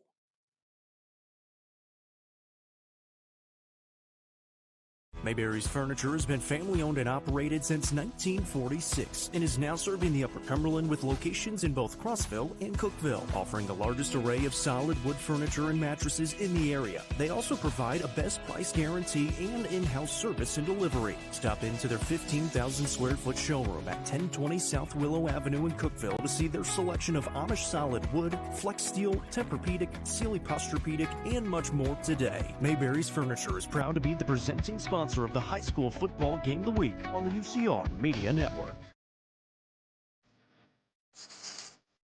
Rooted in our land, in the everyday moments that make this place home. From local stores to ball fields, we're in it with you. Celebrating every small win and every familiar face. Because when you grow up here, you show up here. Macon, Sumner, and Clay County. We're not just close by, we're part of the community. Macon Bank and Trust. Come grow with us.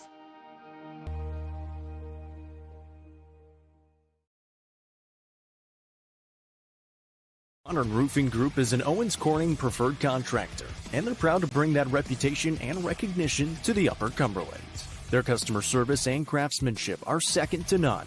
Get comfort that your roof will stand up to the storms by calling 931-400-8788 and get an estimate on a new roof today. That's 931-400-8788. 100% financing is available. Modern Roofing Group is proud to stand behind their work with a 10-year workmanship guarantee.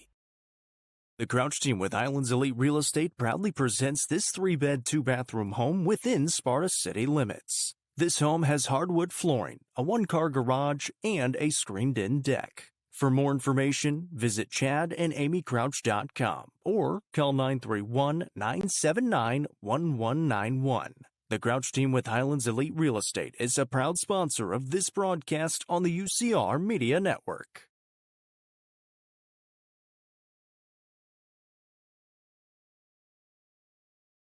The John Deere 5E is built for our way of life, and it's backed by Tri-Green Equipment's tried and true support. So stop by your local Tri-Green Equipment store to take advantage of financing as low as 0% APR this fall.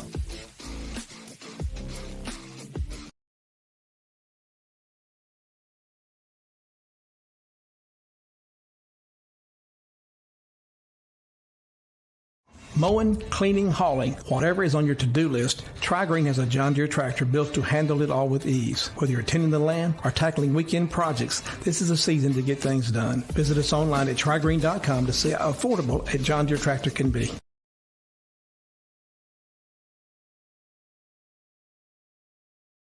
Watson Chevrolet is proud to present the area's best selection of new and pre-owned cars, trucks, and SUVs. Watson Chevy's staff of experts are ready to get you into your next vehicle with unmatched service and knowledge. Stop in at 2350 Cookville Highway and get your vehicle serviced by their highly trained professionals. Right now, you can save money on oil changes, regular maintenance, and battery installation. And remember, don't buy till you see Jason Fye. Watson Chevy is proud to be the presenting sponsor of the UCR Media Network. Welcome back. It's time for the Happy Hiller halftime show. Visit happyhiller.com to see how our friends at Hiller can help solve your plumbing, heating, cooling, and electrical problems today. It's happyhiller.com, and it's also a Macon County football game, so it's presented by our friends at Clyburn Automotive. at the break. Upperman's lead is 21-3. Upperman will get the ball to start the second half. Jeremy, it's maybe the most comments I get every week. What? Let's take a look around the state on the Macon Motorsports internal roofing scoreboard, my friend. Do they love it? People love it. They love it. The Chucky Dope thing, like, I got more comments about volleyball than I had gotten all season long because I got to call a Chucky Dope game. Let's go, baby. Let's go. Now, as I give a couple of these scores, you're going to understand the matchups next week in the brackets a little more than I am. So please feel free to jump in there and tell us. I know that this Greenville shellacking of Elizabethton, what does that do? So it locks Greenville into being the region champion out in Region 1. That also means, from an Upperman perspective, they would not play Greenville or Alcoa until a semifinal. It aligns Greenville and Alcoa to meet in the quarterfinal round in a game that would be at Greenville, at Burley Stadium. If Upperman handles business, and they are going to be favored in their first couple of games, we'll wait on the Anderson County score. It appears Anderson County is going to be the 2 seed out of that region, barring an upset tonight. If they are, Upperman would have Anderson County at home in round 2. We know they're going to win lopsided in round 1. Sorry to Hickson. It's not going to happen for you. Then they would have Anderson County. Third round game would be either Elizabethton or the winner of Stone Memorial, White County. Got you. In the third round for the Bees. For Red Bank or for Macon County, it changes their path in that Macon County at Red Bank next week. If they win that game, they would then go to Greenville in the second round of the playoffs. Wow. Volunteer over Sullivan East, 22-6. Bradley Central over Bearden, 44-6. Farragut, 31-7 over Cleveland. Cleveland must be terrible. It's not very good. They must be terrible.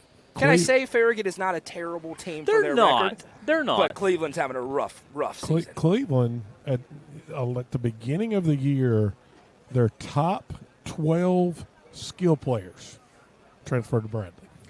Oh, wow. And one thing about Cleveland that I'm just going to throw out there, I think they should be the Indians instead of the Guardians.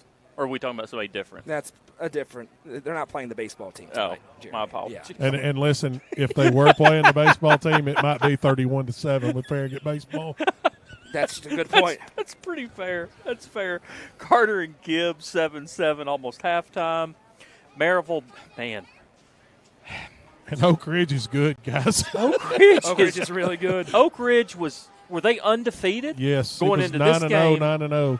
Or 9-1. It was 8-1, Maryville, 34, Oak Ridge 0. And Oak Ridge was undefeated going into this game. Meigs County 14-10 over Kingston is a final. Midway 37-7 over Wartburg's a final. Polk County over Tellico Plains 34-18. Ooh, big score. Let me interrupt you here, Jeremy. Go ahead. Cookeville scores. They lead 9-7 at Lebanon, middle of this third quarter in Wilson County tonight. Extra point pending to go out in front 10-7. Go ahead, Jeremy. Another big matchup, Powell and Knox West. Score just updated. It was 15-13. Now it really just updated to 15-3, so I'm not sure the score there. Bledsoe taking care of Monterey 33-7. Signal Mountain, I think there's probably an update before now, but it was 9-0 over Hickson. Red Bank final 42-7 over Loudon. That's a final for Red Bank, 42-7 over Loudon. So that locks in. We know two matchups. Well, we know a matchup and a half. Red Bank will host Macon County next week. That means Loudon will host the 3 seed. So the loser of White County and Stone Memorial. I'm going to call a spade here. When you look through the postseason, you'd be better off to lose that game between Stone Memorial and White County tonight. Neither team's going to want to. You're much more likely to win a couple playoff games by losing that game. Guess the score. And here we go. Mr. Dodgen, if you already know, or Coach Dodgen, I'm not going to call you Mr. I apologize. Guess the score unless you've looked. Halftime, Riverdale, Oakland. He just announced it 14-13 over the PA. Well, dadgum, I'm not here. I'm going to take a guess. 14-13. No, we're going to have a different one. We're not playing that game. I'm watching the highlights that Goose just sent us on the White County Stone Memorial game. of the muff punt. You slightly jinxed the officiating tonight, Sorry. Jeremy. Yeah. We talked about how good it was going to be out there because there's been a couple of rough ones in Crossville tonight. And the unfortunate news for the officials is when Goose is there, it's all on camera in 4K, up close and personal. Marion County 14-8 over York at the half. That? Good for York. The reigning state champs. Marion County's good. Lost 42-0 last year in the semifinal round. Marion County has hopes of going back-to-back. York wins one game last week. First game of the year. Clinch a playoff berth. And by the way, that means York going to Gordonsville next week if Gordonsville hangs on to beat Smith County. And you mentioned that Smith County-Hickson game one more time. We have the other side of that. That means Hickson ends their season here next week against Upperman, and Signal Mountain goes to the winner of Stowe Memorial against White County next week. We mentioned Jackson County over Grundy, 14-0 at the half. Coach Loftus has done a great job at Jackson County. Good for the Blue Devils. Lawrence County, who in the world is Lawson? James Lawson. They're out in Metro Nashville. Never heard of them. Upperman opened their basketball season. They're losing 16-7, I'll tell you that. Green Hill 39-0 over Mount Juliet at the half. Summertown 14-10 over Adamsville. A bunch of no updates. Ravenwood 13-3 over Brentwood, almost halftime. Springfield 21-14 over White House. Man, I don't really see anything else that jumps out here. You know what the worst part is? What's that? Unaka and Chucky Doak, neither one of them played tonight. What are we supposed to talk about? Oh, well, how about that? Thank you, Kurt Warren. A shout-out over the PA system for to who? UCR. Oh. Let's go, baby. Train horns. In case you don't know. Oh, gosh. There's your train horn right there.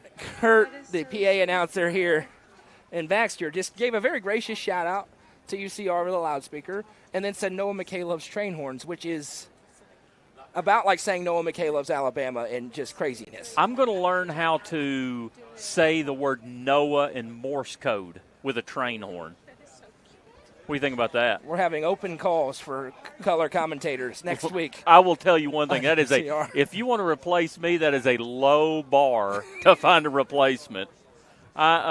Speaking of low bars for replacements, you can hear me and Justin Matheny on the call as Tennessee Tech plays Gardner Webb on 106.1 The Eagle. Is Jacob back? Jacob's back on the sidelines tomorrow, on Saturday, I should say. Big one.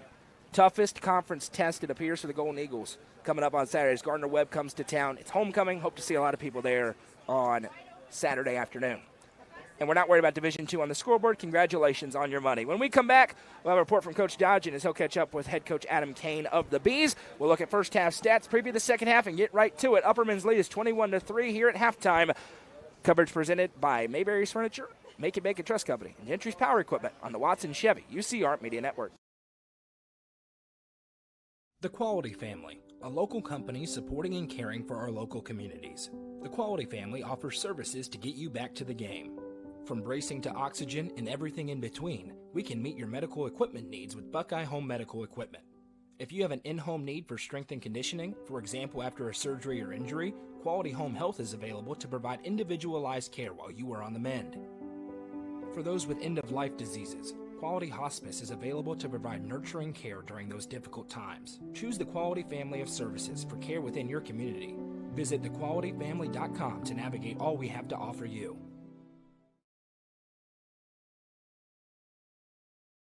Eminet's Eagle Auction and Realty is proud to present an online-only auction featuring 136 acres with panoramic mountain views. This piece of land is just a short drive from Sunset and Willow Grove Marina.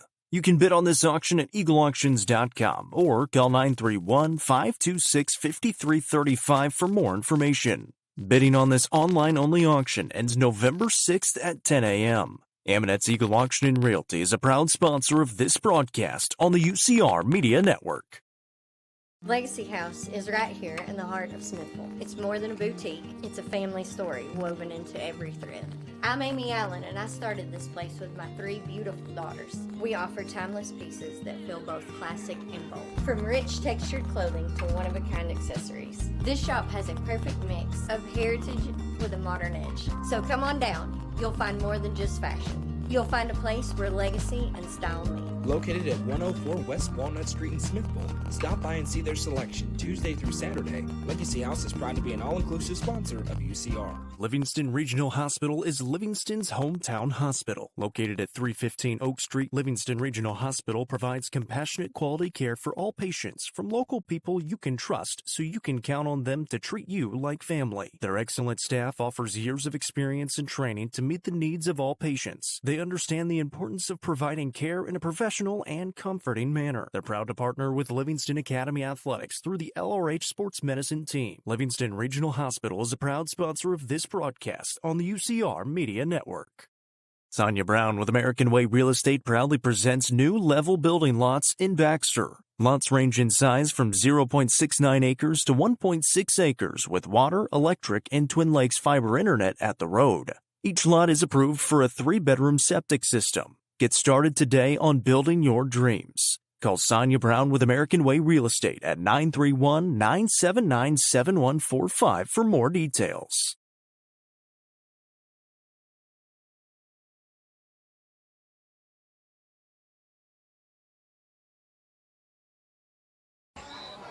Welcome back. The teams are retaking the field and have the mandatory 3-minute warm-up period. Another mission of mine is to get halftime shortened in high school football in this state because 23 minutes is crazy, but I digress. It gives us time to hear from Coach Dodgen, who caught up with Coach Adam Kane coming out of the halftime locker room. Coach Kane was happy with them being up 21-3 at halftime, but he said there was nothing in their game plan tonight to give up over 100 yards of penalties in the first half. And he said to advance and do what they need to do in the big picture, those are things that you've got to eliminate. Yeah, and we saw it, guys. The chippiness is not unexpected, but it doesn't make it acceptable for either head coach, as we got lots of personal fouls going both ways in that first half. And let's think about if that doesn't improve in the second half, how critical is missing next week's game for one of your key players? Well, you got to think about it. They've got two players already, both key players that both have unsportsmanlike penalties already in the first half. You look at the score in this game and the stats, thanks to the great Jeff Petey Goolsby. Upperman leads 21-3 over Macon County, 11 first downs to 7, but that does not change the total yards, and all 3 times the amount of yards that Macon County has earned on the field have come through penalties for Upperman in that first half. Just 31 yards of offense for the Tigers to 219 for the Bees, but you look at the penalty yardage. 3 for 35 for Macon County, 7 penalties for 70 yards for the Bees. Time of possession, about a minute more for Upperman. The Bees 1 for 1 on third down. Macon County 1 for 5. Bronston Chaffin doing Bronston Chaffin things tonight. 6 of 7 for 74 yards and a touchdown. 12 carries, 130 yards and another score. Carmine Phillips has 4 carries for 17 yards and a score. Gunnar Block, 3 catches, 30 yards and a touchdown. Colton Johnson has 2 catches for 31. Carmine Phillips has 1 catch for 13 yards. All on the ground for Macon County. They've attempted 3 passes, have not completed 1. 2 sacks for Upperman's defense. Brennan Flowers had 9 carries for 26 yards. Caden Greer, the freshman, 3 carries, 21 yards, had some juice. That's my new guy right there. Had some juice. Xavier Bentley, 7 carries for 9 yards. Matthew Wheely had 3 carries, and the sacks have really hurt him. Negative 25 yards for Wheely in that first half. But again, most of that not because of him. Upperman set to receive the opening kickoff, but you know that set to receive really applies when Kyle Shoulder's team is in town. Exactly. Because they have an elite kicker. Well, they try to steal a possession here in this spot. No, this is just a weird stat, and I know part of this has to do with penalties. It's just a crazy stat. 31 yards, 7 first downs. 31 yards of total offense, and you have 7 first downs. That's one of the weirdest stat lines I've ever seen. I'm Noah McKay. That's Jeremy Tollison. Coach Michael Dodgen on the sideline. Hallie Gunlock is our game day host. The lovely Madison McKay producing things for us here. We're in the Upper Cumberland Generators and Nelson Trophy and Screen Printing broadcast booth. Eli Gammon on to kick it away. Upperman doesn't have their hands team out there. They've got the big boys up front. On a wet night, the field in just complete turmoil right now after 2 complete days of rain in a row. What will Eli Gammon do here? He jogs up, and he is going to onside kick this one. It's fielded cleanly by the Bees, trying to set up a return and down. As that one squirted probably further than Gammon wanted. He was looking for that big bounce, didn't get it there. So Upperman has it, 1st and 10. Carmine Phillips, the one who recovered the onside kick. As they work left to right from the 48-yard line, we are live on the main UCR Facebook page, YouTube channel, NFHS Network, Hub Plus Roku app, channel 192 on Spectrum in Twin Lakes, 106.1 The Eagle, Carrier Pigeon, Next Day Mail, Business Express, everywhere else. 1st and 10 Upperman. They've lived in this formation in the first half, running Bronston Chaffin out of it. They're going to motion Phillips across. He takes the snap. Chaffin up the middle, wiggles through traffic. He's crunched down awkwardly after a gain of about 4. He gets into Macon County territory. Or to be 2nd down and 6. Chaffin up to about 134 yards rushing on 13 attempts. 10 yards a carry at this point. 2nd and 6 upcoming here. As he gives the play call. Still 19 on the play clock. Jumbo set here, only 2 receivers out to the left. Chaffin takes the snap, quarterback keeper again. Stutter steps, accelerates, and a shoestring tackle made. May have saved a touchdown.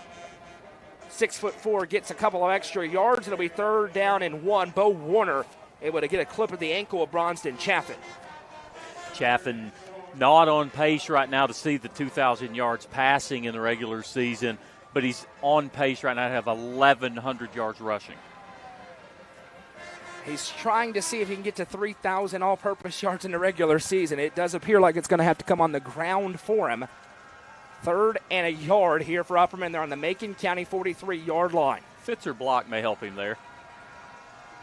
Chaffin has the snap. Play fake, looking to throw, looking deep, double pumps, looking for a block downfield, who lays out on a dry night. It's a touchdown. Tonight, it's 4th and 1. Really good spot there for Upperman to try to take the dagger play and block just barely outside the outstretched arms of block. And you make that play call when you know that you're going for it on 4th and a yard. And why not go for it when you've got a kid that's 6'4", 200, how many pounds? About 230. And a bulldozer. Georgia State commit. He's going to graduate early. He'll join the program in January. I'm going to miss him on the hardwood. No doubt. 2 to the left. They're still going to be pretty good. I'm going to say there's a lot of coaches that disagree with you. Chaffin hands off to Phillips. Nowhere to run. He's still on his feet, though. Second effort. Depends on the spot. He didn't get there, depending. Near side official has him there. Far side official does not. The far side official stepping backwards, and it's going to be short. They are in 2 different spots. This is very interesting here. Now they go to the near side official. They're going to measure. Yeah, this is really close. Really close. I don't think he has it, but it is. Michael Dodge is going to have a really good look at that. I mean, this is it is right where it needed to be. This depends on how much mud there is where they put this chain down. I think my friend Rollins looking for a little TV time here. It looks a little short, guys. I thought it was short, and then we're a little bit off on the angle. I think he's short. Talking about Rollins or the measurement? I would never say that. It's your friend. He's short. He is short. They stretch it out, and the Tigers' defense gets a stop. An interesting decision to not leave it in the hands of Bronston Chaffin, and Macon County gets the football back. And normally you'll see Chaffin take that play 99% of the time. Hindsight's 20/20. I suspect that's when Adam Kane will want to have back when you got Chaffin running the way he has tonight. 1st and 10, Macon County. What will they come out in offensively with 10:23 to go as they force a turnover on downs Not many teams have done that against this offense this season. Can they parlay that into some momentum? Going to be in the gun. Matthew Wheely with Brennan Flowers behind him. One receiver out wide to the right. Upperman shows a run blitz. They're bringing it. Wheely going to keep it himself, looking to throw. Fires a pass high. Dangerous. Gunner block shooting towards it. Incomplete. Still no completed passes tonight for Macon County. It's 2nd and 10. Another update in Lebanon. Lebanon had a chance to tie it up late in the third quarter. I think 10 seconds to play. They missed the field goal. It's still 10-7 Cookeville. Cookeville with the lead at Lebanon. They are going to Oakland next week, but they're trying to finish out the regular season strong, are the Cavaliers. Jeremy, or Noah, is there a scenario that they could finish third? I'll tell you that after this play. 2nd and 10 snap. Wheely underneath. The back is crunched. Gets away. Cooper Carlisle still on his feet. Tripped up. Nice run for Carlisle as Gunner block makes the tackle. Was hit in the backfield, ends up getting about 5. The answer is no. The only 2 options Cookeville had was the 4 or the 2 seed, but Wilson Central would have had to be Gallatin, and Gallatin is shellacking Wilson Central. So Cookeville is going to Oakland next week. Well, is there a scenario with Riverdale beating Oakland right now? Do they have 2 conference losses, I believe Riverdale? So. Wow. I love football. And even so, Riverdale's been the bugaboo for Cookeville. We'll talk about all of it on the Thursday Night End Zone show coming up later on tonight. 3rd and 6 for the Tigers. Wheely under center. Motions Bentley behind him. Takes the snap. A little bit unconventional. They'll hand to Bentley behind the blockers. He'll be wrestled down. It's 4th and 3, and I'd be stunned if Kyle Shoulders doesn't leave the offense on the field here as Israel Alvarez able to wrap up Xavier Bentley. Macon as a player down. Yeah, it was a bit of an awkward tackle. And one of the Tigers is down, and the training staff will come out and tend to him. Hopefully he is okay. Injuries piling up for both teams. We'll take a break and come right back. Watson Chevrolet is proud to present the area's best selection of new and pre-owned cars, trucks, and SUVs. Watson Chevy's staff of experts are ready to get you into your next vehicle with unmatched service and knowledge. Stop in at 2350 Cookeville Highway and get your vehicle serviced by their highly trained professionals. Right now, you can save money on oil changes, regular maintenance, and battery installation. And remember, don't buy till you see Jason Fye. Watson Chevy is proud to be the presenting sponsor of the UCR Media Network. Xavier Bentley was the injured Tiger. Mentioned got tackled a little bit awkwardly. The good news, back up on his feet, walked off under his own power. No real noticeable limp. Obviously hope the explosive running back is okay. It is 4th down and 4 right at midfield for Macon. House money game. Down 18 on the road. You got to go for it. And again, we talked about it early in the game, but it's just big boy football right now. Mayberry's Furniture is the presenting sponsor of the high school football game of the week all season long. We so appreciate their sponsorship. 9:16 to go in the third quarter and counting. 21-3 Upperman's lead. Shotgun set here for Matthew Wheely. One receiver to the right. 4th down and 3 from midfield. Wheely has the snap. Gives underneath. Now Flowers has it. He's hit and dropped. Upperman not fooled at all on the misdirection. It's a loss of a yard, and the teams have traded turnover on downs. It did fool Madison McKay on camera, but I told you what happened. Brendan Flowers got tackled in the backfield. And I'll be honest with you, Jeremy, sorry about that. If he doesn't hand it off to the inside guy, I'm not so sure if he doesn't have the first down on the outside. Completely agree with you, and I was going to make that comment, but also Alvarez just absolutely just stuffed that hole. Big play, big boy football there by Alvarez. NFL score update on Thursday Night Football. Baltimore leads Miami 14-6 at halftime tonight in the Sunshine State. 1st and 10 here as Bronston Chaffin goes back to work offensively. 2 to the left, Carmine Phillips in the backfield with him. He'll give to Phillips around the left side. Phillips with a stiff arm. He stays on his feet somehow, tiptoes the sideline, runs over a defender, and Carmine Phillips on a gain of 15 gets a Gary Maxwell Insurance and Baxter Pharmacy first down. That was a physical finish to the run for Carmine Phillips. As the term that's been used on the Upperman sideline a lot tonight, that was big boy football. 1st and 10 from the 34. Jude Fitzpatrick going to run the play call in here.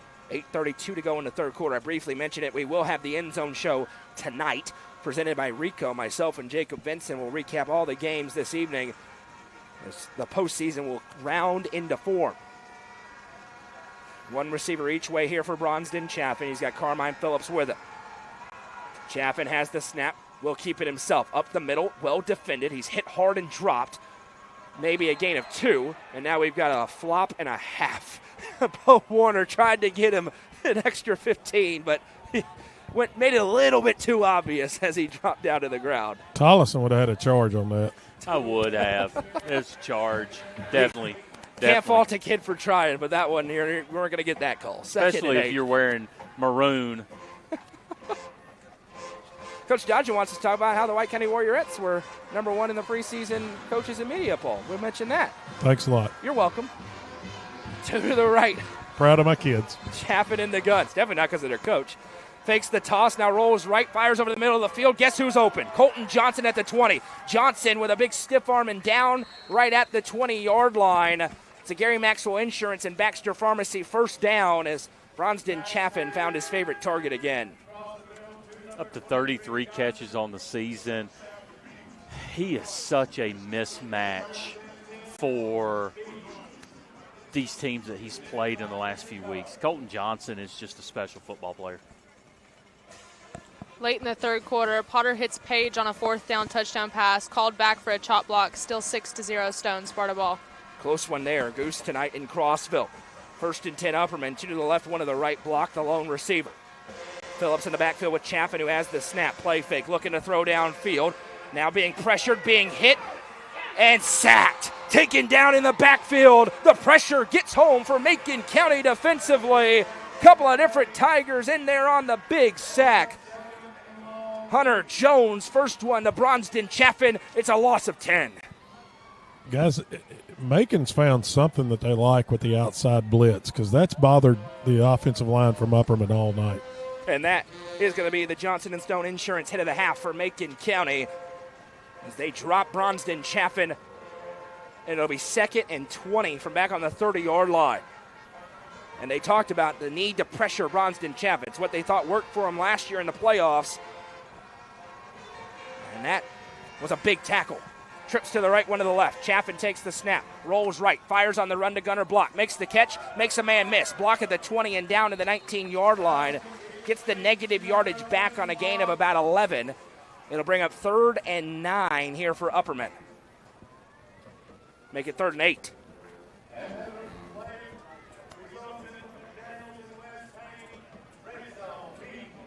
Four down territory, no doubt about it, for Upperman.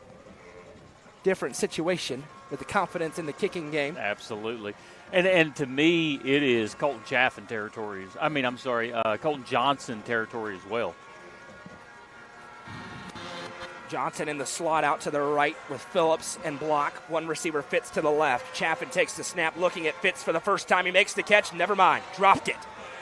He was thinking about the move he wanted to make to try and score a touchdown, and instead it falls to the grass, and it's 4th down and 8 here for the Bees. Fitz was about to try to give him the old do-si-do, wasn't he? And forgot the football. Score update in Clay County. Clay County leads 46-7 in the 4th quarter on Joe Burns. Is that to lock up the 1 seed? That is to lock up the region championship at a 4-team region. Macon County going to be winners of 9 straight heading into the postseason in single A. 4th down and 8 here. Offense staying on the field, as we mentioned, right inside the 20-yard line for the Bees in the Turner Roofing red zone. Macon County trying to force their 2nd turnover on downs of the half. Chaffin takes the snap, rolls to his right, away from pressure. Now steps up in the pocket. He's going to run this thing to the 20, to the 15. High stepping, dancing into the end zone. Touchdown, Upperman. Bronston Chaffin on 4th and 8 gets all 19 for the Legacy House touchdown. And obviously you're flooding to the left-hand side to try to find a different level that you can pass the football. You see green grass on the right, and you got a Mr. Football that just goes untouched in the end zone. The 2nd rushing touchdown, 3rd total score of the night for Bronston Chaffin. Roberts on for the extra point. The Tigers defense almost able to get off the field, but Bronston Chaffin doing Bronston Chaffin things as Austin Roberts sets up. Block has the hold down. The kick is up, and the kick is good. 5:05 to go in the third quarter. Upperman out in front, 28-3 here in the high school football game of the week. We'll be back in 30 seconds on the Watson Chevy UCR Media Network.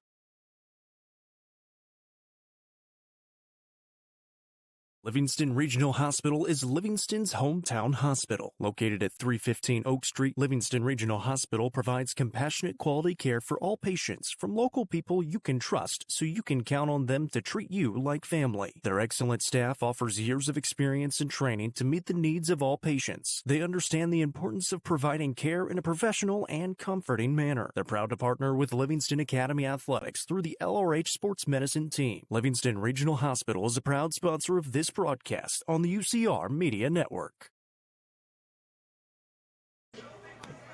It was a 7-play drive, 49 yards, used up 3 minutes and 53 seconds, a 19-yard touchdown drive for Bronson Chaffin. Bronson Chaffin, third total touchdown of the day. And Coach Dodge here on the sideline. The connection Adam Kane, Bronson Chaffin, and Colton Johnson have is on display. Guys, this is the third game that I've been to this year with Upperman playing. And to listen to the conversation between two 18-year-old kids over here and a head coach talking about what they see on the Macon County side of the field on the defensive side, it's unbelievable, the communication and the connection that those three have. On the tablet right now, looking at it, and you've got Carmine Phillips next to Bronson Chaffin as well.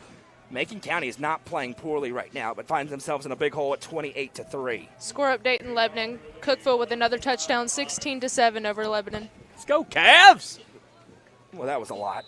The pride of Cookville High School. As Austin Roberts to kick this one away. It's going to be fielded at about the 27-yard line, wiggling through traffic, breaking a tackle, and now hit leveled by Elijah Fitz and Gunner Block to take down the return man. That's a nice return for Trey McLean. 1st and 10 for the Tigers offense here. Feels like they're moving the ball, but then you get into some of the statistics, Jeremy. A lot of it's been aided by penalties on the Bees. It has, but unfortunately for Macon County as well, is when they start to find success, they kind of shoot themselves in the foot a little bit. Big game for playoff seeding. Carter and Gibbs tied up at 28. There's a tiebreaker that actually would drop Anderson County to the 3 line, depending on how that game goes. So keep an eye on that one. Man out wide to the left is Crawford. He's off the line of scrimmage. Wheelie takes the snap. It's a bit low. Power read, and it is completely blown up. Wheelie ended up keeping it, but Carmine Phillips and Kobe Justice were right there, and really no decision for the quarterback to make. It's going to be 2nd and 12. And I say that because on that power replay, guys, you're stretching. You're trying to read which player that the defender's going to take. And Upperman had enough defenders there where they took everybody, and Flowers had nowhere to go if Wheelie decided to give it off to him. In Oakland, it's still Riverdale, Oakland, 21-21 in the third quarter. Wow. 2nd down and 12. I don't know what the tiebreakers are, but that could be 3 teams with 1 region loss. Low snap, Wheelie has it cleanly, going to give it to the belly. Flowers dives forward. Positive gain of about 4 yards on the play. 3rd and 8 upcoming here for the Tigers. Jeremy, if it's like most football regions, if you've got a 3-way tie, it goes to overall record. If they've all beat each other, it goes to overall record first. That is where Oakland has a big advantage. Because Oakland beat Blackman, and they both would have 1 region loss. Riverdale's got 2 losses overall. 3rd down and 8 upcoming here from the 46-yard line. Macon County down 28-3, 3:40 to go in the third quarter, time ticking away. Upperman trying to close out a dominant regular season against their arch rival. 2 to the left for Matthew Wheelie. In the shotgun, takes the snap. Play fake, going to keep it himself. Numbers in front for Wheelie. Now a cut up field, lowers the shoulder, breaks a tackle. Matthew Wheelie with a strong run on 3rd down. It moves the chains for Modern Automotive Group and Gary Maxwell Insurance, 1st down.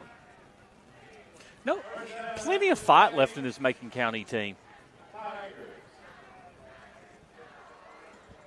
1st down and 10 here for the Tigers at the 44-yard line. They're in no hurry to break the huddle as Brendan Flowers comes back in off the sideline to check in here. Hate to be the person who mercifully does the laundry for the uniforms.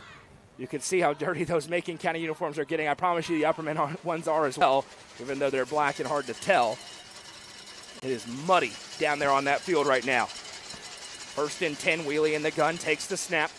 Gonna again keep it himself up the middle, lowers the shoulder, gets to about the 41-yard line before being wrapped up, but there is a flag down coming from the white hat, and I think this one may be a hold against Macon County. And maybe not, based on Colton Johnson's reaction. A personal foul. Called on the Bees, another one. 15 more yards. There's been a ton of those called on Upperman tonight. It's really going to boil down to when the pile is stacked up, someone coming in for a little extracurricular. Coach, did you happen to see anything there? Yes, it was number 71 who came in after the pile was stopped, and then he laid another hit on, and it's exactly what the white hat explained to Coach Kane right there. They get Noah Tarver for the 15-yard penalty. Gordonsville up on Smith County, 29-0 in the fourth quarter. Macon Motorsports scoreboard there. Gordonsville going to 10-0 on the season against their arch rival. Wheelie in the gun, takes the snap. Going to give Flowers a big hole. There goes Brennan Flowers, and he finishes with a huge hit. Shouldered right into Gunnar Block, who ate the blow. They go into the red zone down to the 15-yard line. Macon County with a big run. Brennan Flowers, that was a stiff shot. It's a Modern Automotive Group first down. They go into the Wellworth Bank red zone. 2 to the left as Macon County trying to get some momentum here late in the quarter. 1st and 10 for Wheelie. I think you got to feed Brennan Flowers. Low snap, though. Wheelie going to keep it himself. Huge hole. There goes Matthew Wheelie to the 15, to the 10, to the 5. Touchdown, Macon County. Matthew Wheelie picks up a snap on the ground and sprints into the end zone. The Tigers with their first touchdown of the night. It's a Macon Trousdale co-op score. A big answer for Macon County. They are not going to go quietly tonight. And guys, look at this end of the field that Macon's on right now. Basically all the game action's been on the other end. That's why you're able to cut and stick cuts right there, because this side of the field's barely been used. Yeah, it's really a huge difference if you just look at it from the press box. Matthew Wheelie with plenty of speed gets into the end zone, the senior quarterback, and the Tigers have life on the road. Eli Gammon's extra point is up, and it is good. 1 minute, 50 seconds to go in the third quarter. Macon County hanging around, making it interesting. Will it be onside kick time for the Tigers? We'll find out when we come back on the Watson Chevy UCR Media Network.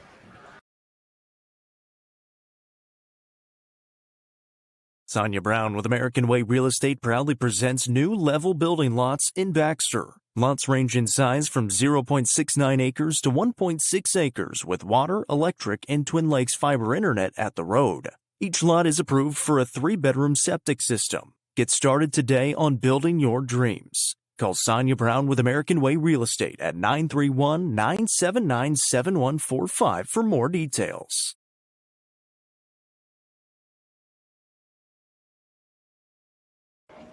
At the Cookeville game, Cookeville got an interception at the 2-yard line. They went into a timeout with 5:47 to play in the fourth quarter.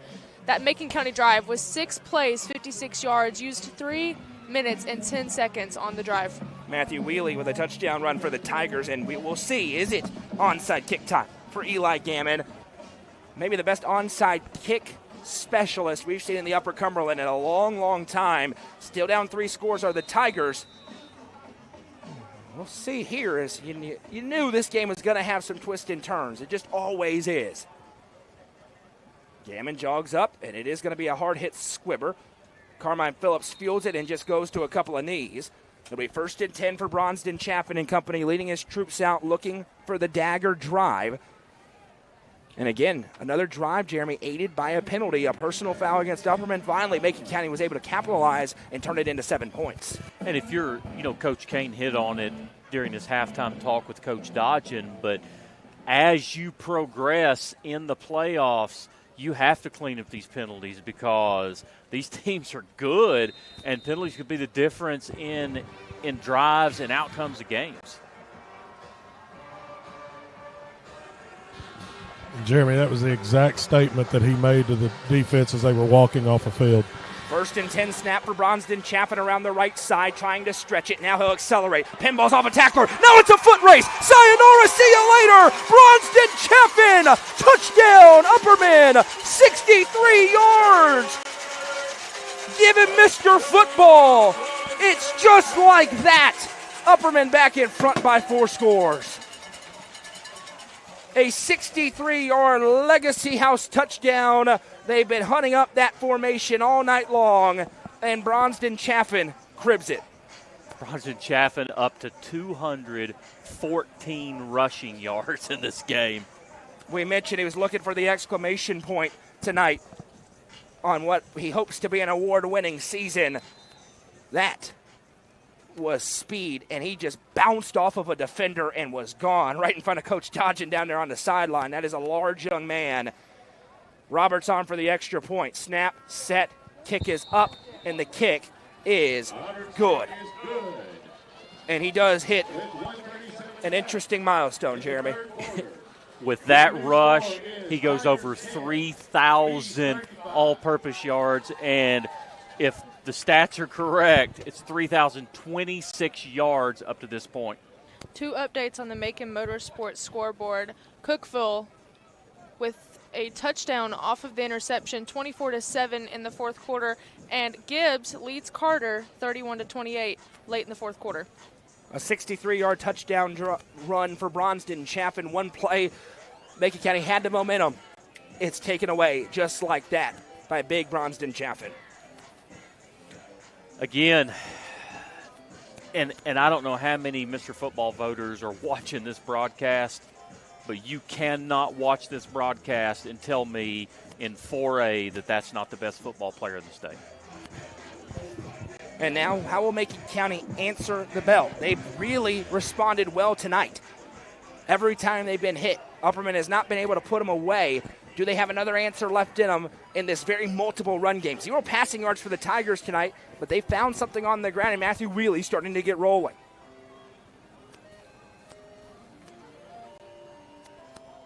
And the Mario soundtrack. Now that's really good. that is a clever one. As this kick is away, Bradley Crawford going to field it at the 35-yard line. What a cut! Bradley Crawford breaks the defender's ankles, but now the pile-up arrives. Got about 5 extra yards on a wet night. That was sick as Crawford juked up field and saw a defender fly past him. Another update for Stone Memorial. They got a field goal. It's now 9-0. It's on the Macon Motorsports scoreboard. First and 10 upcoming here for Macon County. This game is taking longer than you would think with all the runs that have happened. Still 1:29 to go in the third quarter. I mentioned Cookeville's going to go in to the playoffs with a 3-game winning streak, up by 17 on the road at Lebanon. What about that turnaround, guys? We talked about it this week. You know, when things aren't going well, people say a lot of dumb things, and Taylor Hennigan showing again he's a really good football coach. 1 receiver each way. Matthew Wheely has Brennan Flowers behind him in the back there. We have not seen Xavier Bentley since he was a little bit banged up on a tackle earlier. They give to Flowers up the middle. Another big hole. The Macon County interior offensive line creating a push. That's a gain of 11. And a Modern Automotive Group and Gary Maxwell Insurance first down. They have found something separating up front this Upperman defensive line. See if Kyle Shoulders stays going to it. Nearing 1 minute to play here in quarter number 3, a 35-10 ball game. Shotgun set again. Going over right side is Flowers this time. Spins off of a tackler and down after a gain of 5, maybe 6. They'll spot him down at the 44-yard line. It'll be 2nd and 4. And Noah, we talked about it before halftime. You know, they lost a lineman there, and they've had to kind of makeshift everything. They've really found something over that right side. Big update for Stone Memorial. Sparta fumbles ensuing kickoff. Stone ball up 9-0 in the fourth quarter. 2nd and 4 here for Macon County. Shotgun set. Wheely takes the snap. Play fake, going to keep it himself around the left side. Waits for a hole to develop. Now he finds it. Wiggling up through traffic. Wheely still on his feet. Breaking tackles. Still on his feet. Wheely will be cut down. Matthew Wheely bouncing off of tacklers. Just wiggling forward. Got what he needed on a Modern Automotive Group. And Gary Maxwell Insurance first down. Hey, Coach Dodgen, one thing to your point just a moment ago, to me, is the absence of Bohan is huge. Yes, and he's not returned since he was Bobby Rollins, the White Hat, had him leave the game. He's not returned, and he's out of uniform over here on the sidelines. So Andrew Bohan not there, and you mentioned it. That big difference. They missed defensive tackle in their 2 losses earlier this year. Now they're missing maybe their best defensive lineman, Brendan Flowers, right side. This time he'll be cut down after a gain of about 3. And to your point, Jeremy, they're running a lot up the middle into that right side. That's right where Andrew Bohan is typically aligned. 1 quarter to go in the regular season here in Baxter as the clock hits zeros. After 3, it's Upperman 35-10, but the Tigers are driving. Coverage presented by Gentry's Power Equipment, Macon Trust Company, and Mayberry's Furniture on the Watson Chevy UCR Media Network. Nelson Trophy and Screen Printing is proud to support student athletes and athletic departments throughout the Upper Cumberland. They are also proud to sponsor Nelson Trophy and Screen Printing's Player of the Game on this broadcast. From trophies to t-shirts, they can do it all. Be sure to stop by and see them at 120 Circle Drive in Allgood, or give them a call at 931-537-9559. Nelson Trophy and Screen Printing, proud sponsor of this broadcast on the UCR Media Network. Are you looking for the best dining experience in the Upper Cumberland? Visit Fire and Vine in Cookeville's historic West Side. Fire and Vine offers great service and a unique menu, including mouth-watering deep dish pizza, delectable beef, chicken, fish, and more. Take in stunning views from the rooftop while enjoying your meal. Come and experience the charm and flavor of Fire and Vine, your new favorite spot for a memorable dining experience. Fire and Vine is a proud sponsor of this broadcast on the UCR Media Network.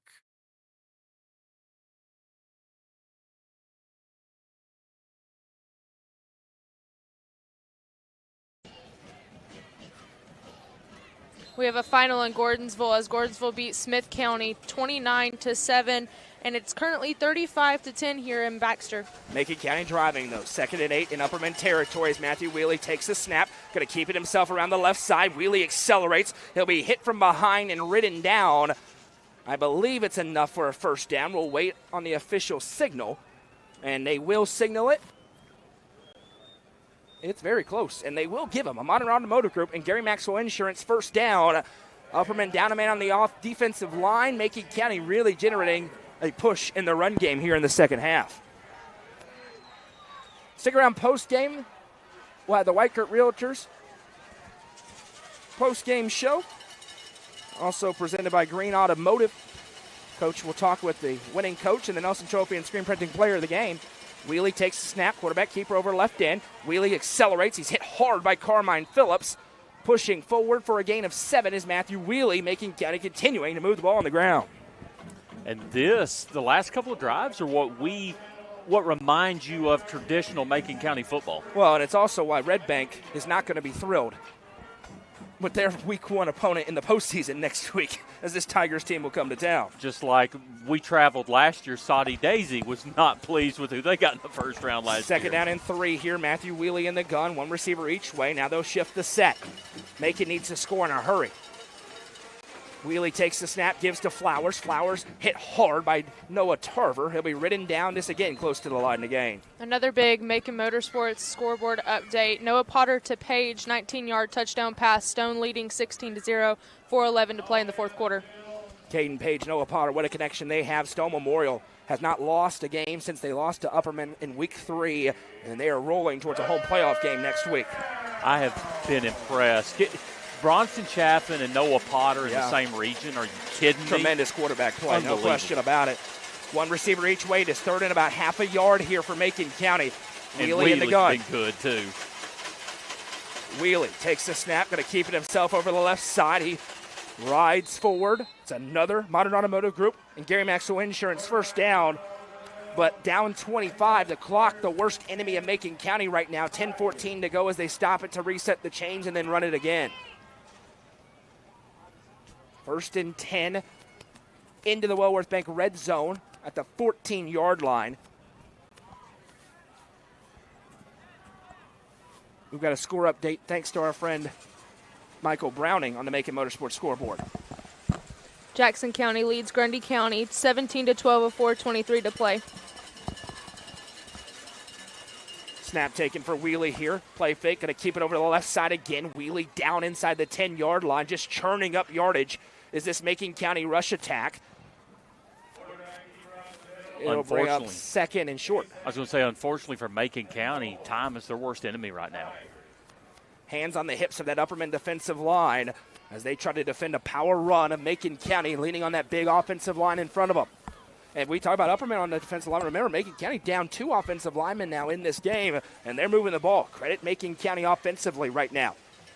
One receiver split out each way, and there's no way they're throwing the ball here. 2nd and 4. Handoff to Flowers up the middle, breaks an arm tackle, and now the pileup arrives near the 5-yard line. Finishes forward.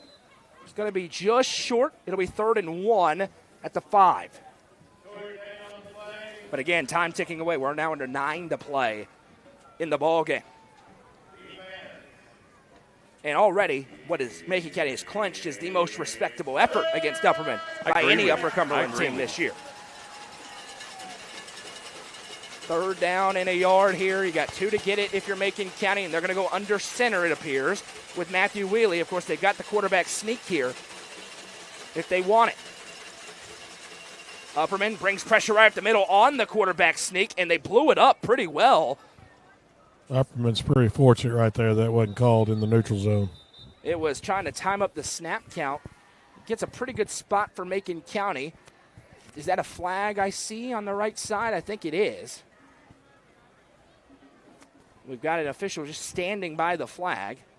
And it is a final on the Macon Motorsports scoreboard. Cookeville knocks off Lebanon tonight, 24-7. Cookeville finishes the season on a 3-game winning streak. They do go to Oakland next week, but a huge turnaround for the Cavaliers. I agree. Very proud of the Cavaliers. And it is going to be 4th down as they get the stop, and it was not a flag, at least not a penalty call. They've been a divot. Could have been. 4th down and half a yard here, deep in the red zone. They've got to get maybe 2 feet. Back under center goes Matthew Wheelie. Will they sneak it again? Wheelie takes a snap. It's on the ground, and Upperman says that they have the football. Doesn't matter who's got it. It was down immediately, to your point, Jeremy. The snap was on the ground, and it was recovered on the ground. So there's no way it's a gain of yardage here. 1st down, Upperman. I'm not sure if that's what we're going to have, though.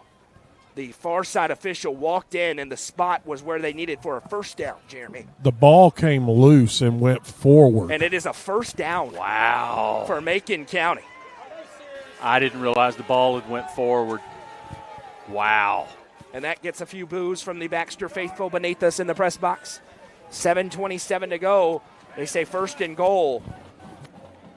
And to my eye, looked like it could have been a big break there for Macon County. When the ball came loose, guys, whoever the outside offensive lineman was, it hit him and it pushed forward. Interesting. 1st and goal. Macon County will take it. Down 25 here. It's getting late in a hurry, though. They shift the set. Wheelie has the low snap. Carries it himself. Matthew Wheelie untouched into the end zone. Touchdown, Macon County. Matthew Wheelie takes it in from 4 yards out. The Tigers offense rolling in the second half. Still in a big hole, though, with 7:22 to go. It's a Macon County Trousdale Co-op score. The 2nd of the half. And this Macon rushing attack ready to go now up to 139 yards on the ground. But the extra point will be important. Here's Eli Gammon, Matthew Wheelie to hold.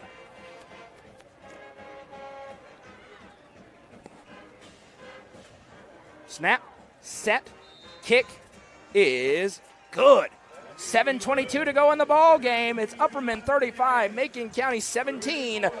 It's the high school football game of the week on the Watson Chevy UCR Media Network. Mayberry's Furniture has been family-owned and operated since 1946 and is now serving the Upper Cumberland with locations in both Crossville and Cookeville, offering the largest array of solid wood furniture and mattresses in the area. They also provide a best price guarantee and in-house service and delivery. Stop into their 15,000 square foot showroom at 1020 South Willow Avenue in Cookeville to see their selection of Amish solid wood, flex steel, Tempur-Pedic, Sealy Posturepedic, and much more today. Mayberry's Furniture is proud to be the presenting sponsor sponsor of the High School Football Game of the Week on the UCR Media Network. 13 plays, 62 yards, and only took 6 minutes and 7 no. seconds. I'm sorry, Noah, I had to do it. About 6'7"? No, No. Noah's poor football players has that ingrained in his brain. Glad Easton's not up here. No. Goodness gracious. Macon County, now you really have to have your antennas up for an onside kick. Down 3 scores, 35-17, 7:22 to go in the ball game. Competing here on the road against the region champs in the regular season. Gammons had 1 onside kick, another hard squib, and a couple of pooches. What will he go to here? He jogs up, and he is going to spiral this one into no man's land. It's his specialty, lands right in the ground, but Upperman falls on it. They've recovered so many of those this year. They actually had Bronston Chaffin out there in kick coverage, but it was Elijah Fitz who fell on it. 1st and 10 upcoming here for the Bees as they try to ice the game away. Last time they answered a touchdown with a 1-play score. Bronston Chaffin from 63 yards out. We'll see what they go to here. 1st and 10 on their own 34. Coach can kind of attest to this, but had this field been dry and not muddy, that ball would have had a lot more action to it on the ground. Absolutely. It just died, which benefited Upperman right there because they had 3 guys right around that area there. But it just hit that divot right outside the 33-yard line.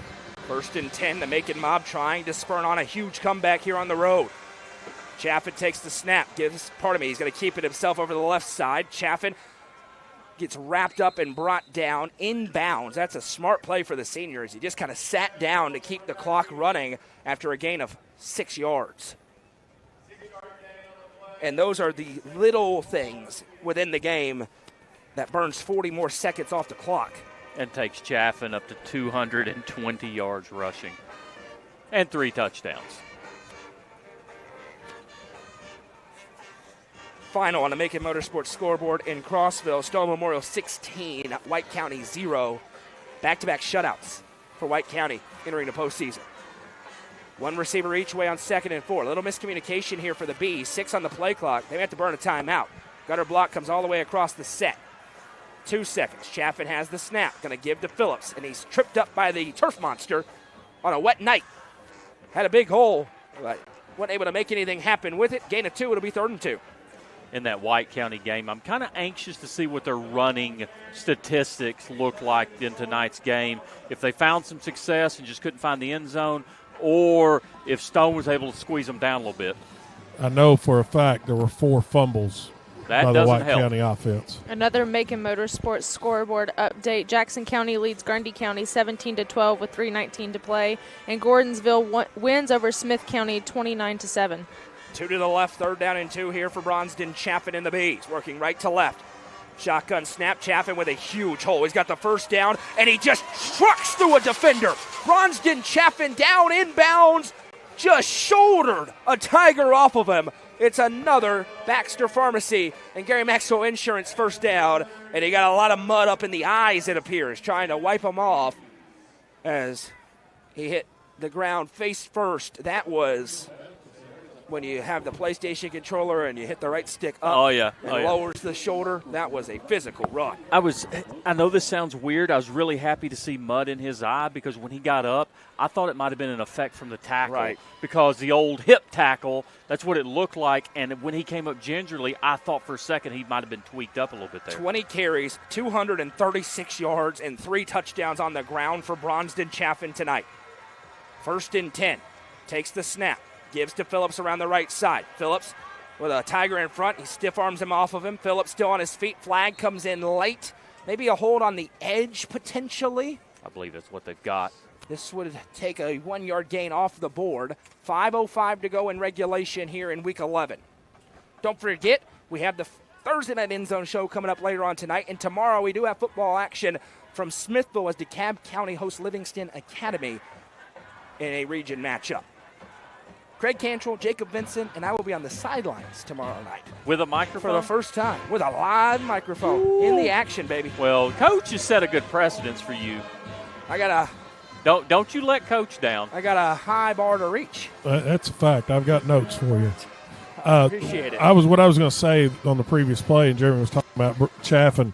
The play before that, when the play clock got down to 2, there was no panic at all by Chaffin in the Upperman offense. It was a hold against the Bees, backs them up 10 yards, makes it 1st and 20 back at midfield. Chaffin waiting, content with the play clock or game clock stopped, though. He'll decide to snap it, goes up the middle, gets about 5. Well defended by the Tigers defense. 2nd and 15.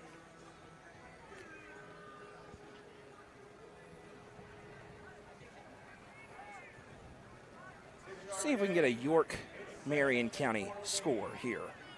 The game was closer at halftime than many anticipated it being. Wow, respectable effort tonight, Hallie. Marion County wins over York 21-14. York, a one-win team, going to be on the road at Gordonsville next week. It's going to be an interesting game, though. Chaffin takes the snap, play fake, fires into the flat for block, makes the catch. Defender falls down. Block to the 40, to the 35. Didn't even have to make a move because this grass is so torn up. We'll see where they spot it, but it's a big gain for Gunnar Block as he gets down to the 31-yard line. Is it a first down? No signal yet. They got him a little short. And they are going to give it to him. Now they point. I don't know if it was. No, they need to look at that. Yeah, I think it's short. It was short. Now maybe a first down. This is close. And now they moved it back again. What are we doing? Third down. It says 2nd on the down marker, but it should be 3rd down. And a yard. 4:17 to go. Clock stopped as Block ran out of bounds. 3rd down here. See if it matters as Chaffin gives to Phillips up the middle. It could. Gets down to the 30-yard line. And I think that one would be enough for a first down. Hey, Coach, if that's not a first down, make sure they know to get that play right. It's 4th. And it is going to be a Gary Maxwell Insurance and Baxter Pharmacy. First down for the Bees, who are trying to end this game right here, right now, as we go under 4 minutes to play.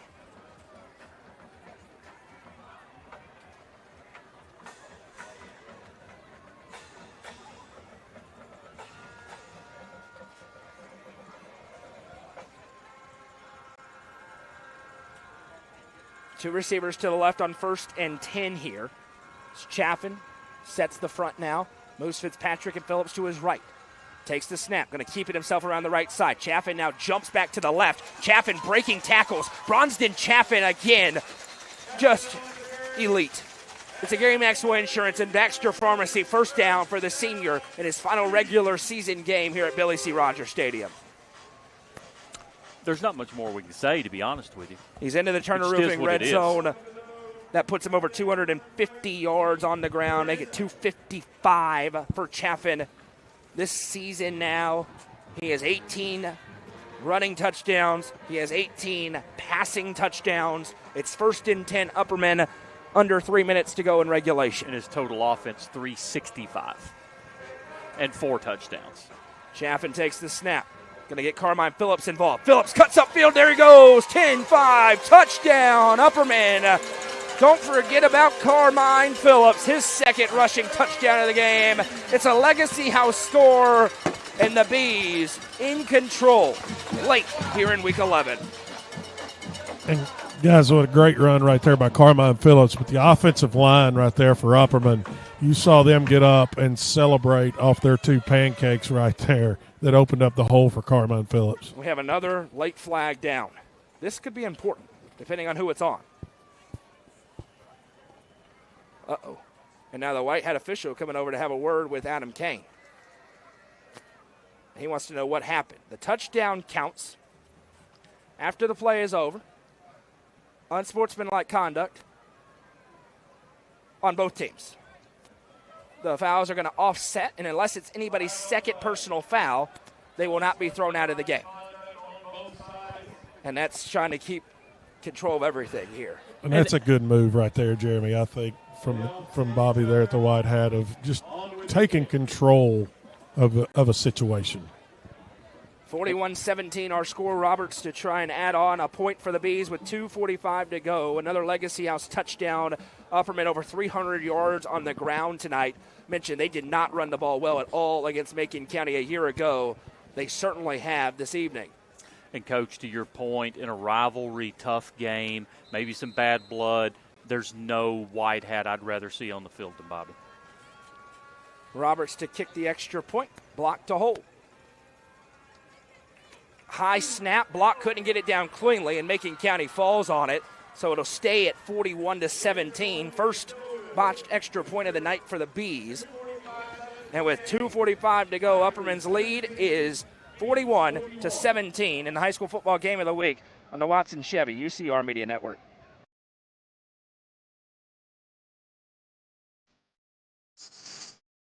Rooted in our land, in the everyday moments that make this place home.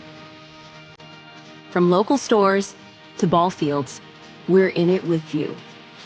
Celebrating every small win and every familiar face. Because when you grow up here, you show up here. Macon, Sumner, and Clay County. We're not just close by. We're part of the community. Macon Bank and Trust. Come grow with us.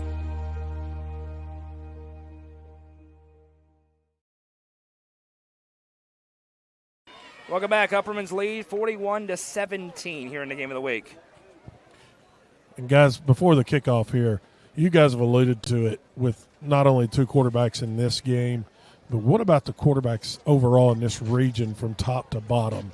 I know we don't see a lot of other regions play, but you can't find a better group of quarterbacks than what we've got in Region 4-4A. Yeah, no, you're no doubt about it. Top to bottom, as you mentioned, just great quarterbacks all the way through. And we had a big score update at the Macon Motorsports scoreboard. Hickson comes back to beat Signal Mountain tonight. Which changes who gets to come beat Signal here. Mountain comes here next week to wow. Baxter. Wow. Stone Memorial will host Hickson as this is a low kick that's bounced around. Crawford has it, and Bradley Crawford will fall on it. Going to bring up 1st and 10 for the Tigers. Trevor Polk in there on the tackle and kick coverage. And unfortunately, another little injury. Hopefully this isn't anything too significant for Bradley Crawford, an important two-way player for this Tigers team who's going to stay in there for now. 2:42 to go, 3 timeouts each for both teams. Upperman's lead is 41-17. And Jeremy, what we alluded to before the break is the official going over to both sides and talking to both head coaches. I mean, it's just – we don't want to give him too much credit. Well, it's just I'm good game done management. actually giving him credit. It is, but I'm done giving him credit. I'm done for the night. Let's find a different topic. 1st and 10 here. And under center will go the Tigers quarterback, and I think we're going to get a new quarterback in here in this spot. Turn and hand off to Greer around the left side. The freshman Greer wrapped up, spins off of one man. Now another still on his feet. Greer around to the sideline. Tightrope straight. We'll see where they spot him down. And that's a great run for the young freshman Cameron Greer, who's having a really nice game so far. Pardon me, Caden Greer ends up making about a 5-yard gain out of nothing. Hey, Coach, to your point about the quarterbacks, what I like, when you throw Pinion from Sparta in there and the quarterback at DeKalb and Livingston, they all do their thing. There's balance with Bronston Chaffin, and then there's Wheelie's thrown the ball much better this year. It's just fun to watch all 5 of these quarterbacks play. I'm just peeking at the comments, by the way. I don't know what's going on, but I'm blocking everybody who's doing it, just so you know. So enjoy the last 5 minutes watching this. Snap taken, handoff up the middle, being wrestled down. Upperman's defensive line that time with a stop, loss of a yard on the play. It'll be 3rd and 6. I mean, I'm blocking all of you, just so you're clear.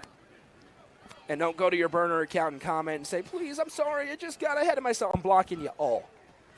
Now a platoon as all the backups are going to check in for Upperman. All of them. And on senior night, some seniors will come off the field. Probably a couple more will go on as it's 3rd and 6. And then you want to keep everybody healthy and get some important snaps in for some youngsters for both teams in a game where the outcome is no longer in doubt.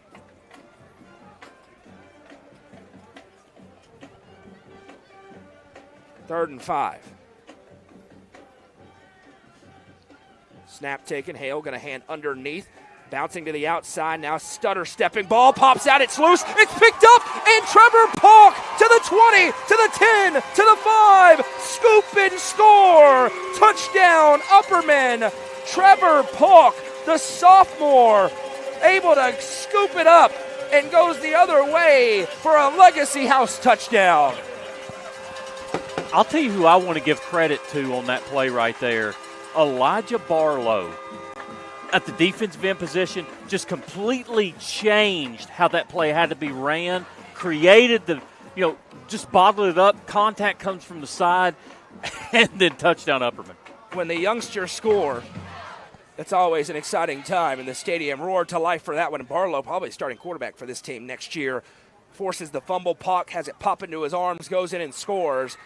And now Roberts on, and it's going to be an interesting way to get there as the hold is down, the kick is up, and the kick is good. That also secures that the Bees will have running clocked every team in the Upper Cumberland in the regular season that they have faced. In college and NFL, they call that a backdoor cover. The Bees just got it there on the scoop and score.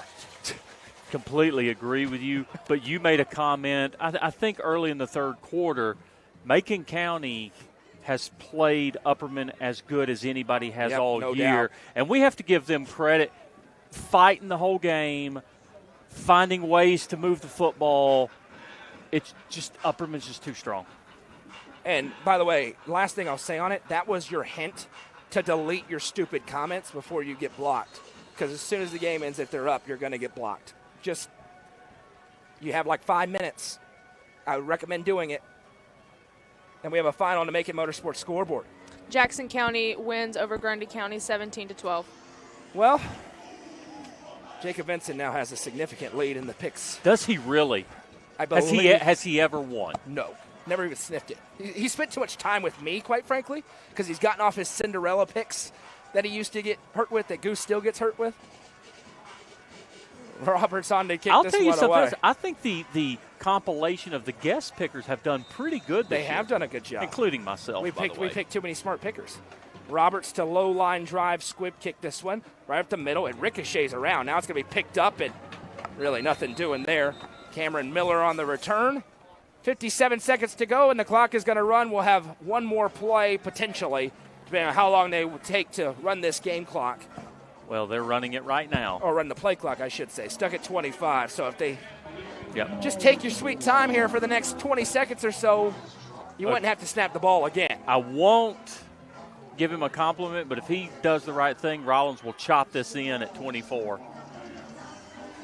He is watching the game clock. He will. Veteran move right there, baby. It looks like Macon County's going to run a play there. They go back under center. Hale, the quarterback, takes the snap, going to turn and hand off. Greer around the left side. Greer gets hit and dropped down, and that should be the final play of the ball game here this evening at Billy C. Rogers Stadium. 10 seconds on the clock, and that will do it for us here tonight. Final score in Week 11. Upperman gets their revenge. It's Upperman 48, Macon County 17. We welcome you into the White Coat Realtors and Green Automotive postgame show.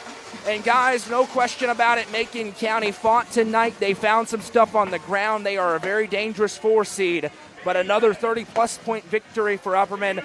They steamrolled their way through Upper Cumberland competition. They're rolling into the playoffs, and they feel like they may be one of 2 number 1 contenders in 4A, of course, with a nod to the Alcoa Tornadoes. Yeah, and let me hit on Macon County first. Kyle Shoulders is as good as there is when it comes to adjustments, and I have to give him total credit for that. Macon County found some stuff.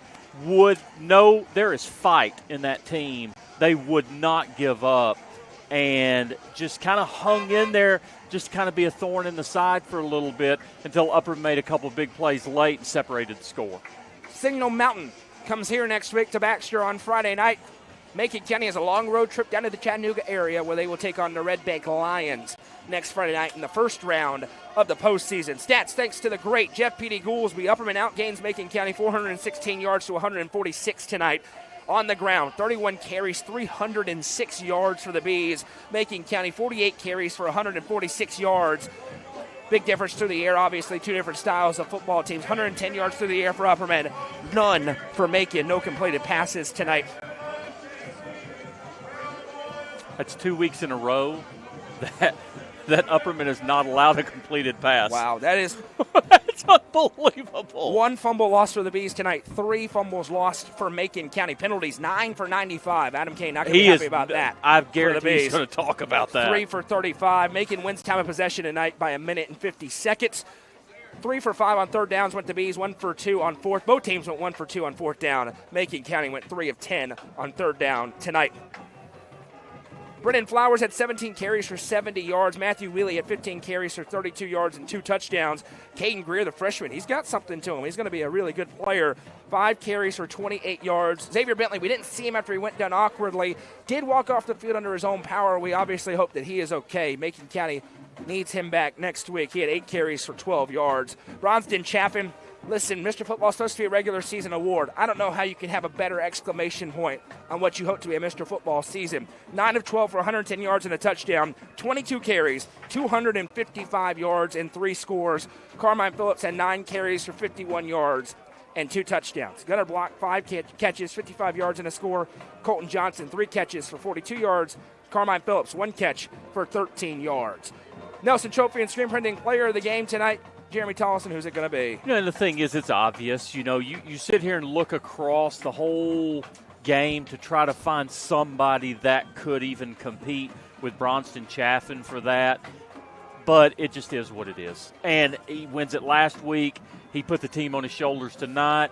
Bronston Chaffin, Coach Dodgen already knows, player of the game. Second straight week that he is the Nelson Trophy and Screen Printing Player of the Game.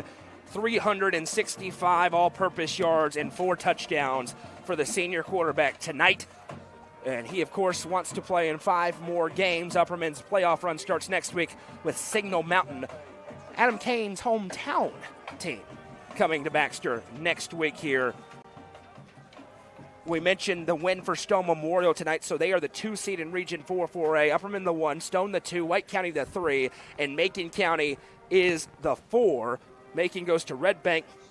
Stone welcomes in Hickson next week, and White County will go to Loudon in a week in round 1 of the playoffs. Region 4-4A certainly has a chance at a sweep next week, although that's putting the cart before the horse a little bit. Stick around. We're just moments away from here from Adam Kane, Bronston Chaffin. Coach, I sent him a text, but I'll remind him we need a picture of Bronston in that UCR chain for social media. Don't forget to join us later on tonight for the Thursday Night End Zone Show presented by the Real Estate Collective, as we'll talk about all these matchups tonight. Talk a little bit about tomorrow's games as well. We hope you'll join us for that. Once again, final score, Upperman 48, Macon County 17, a 31-point win for the Bees.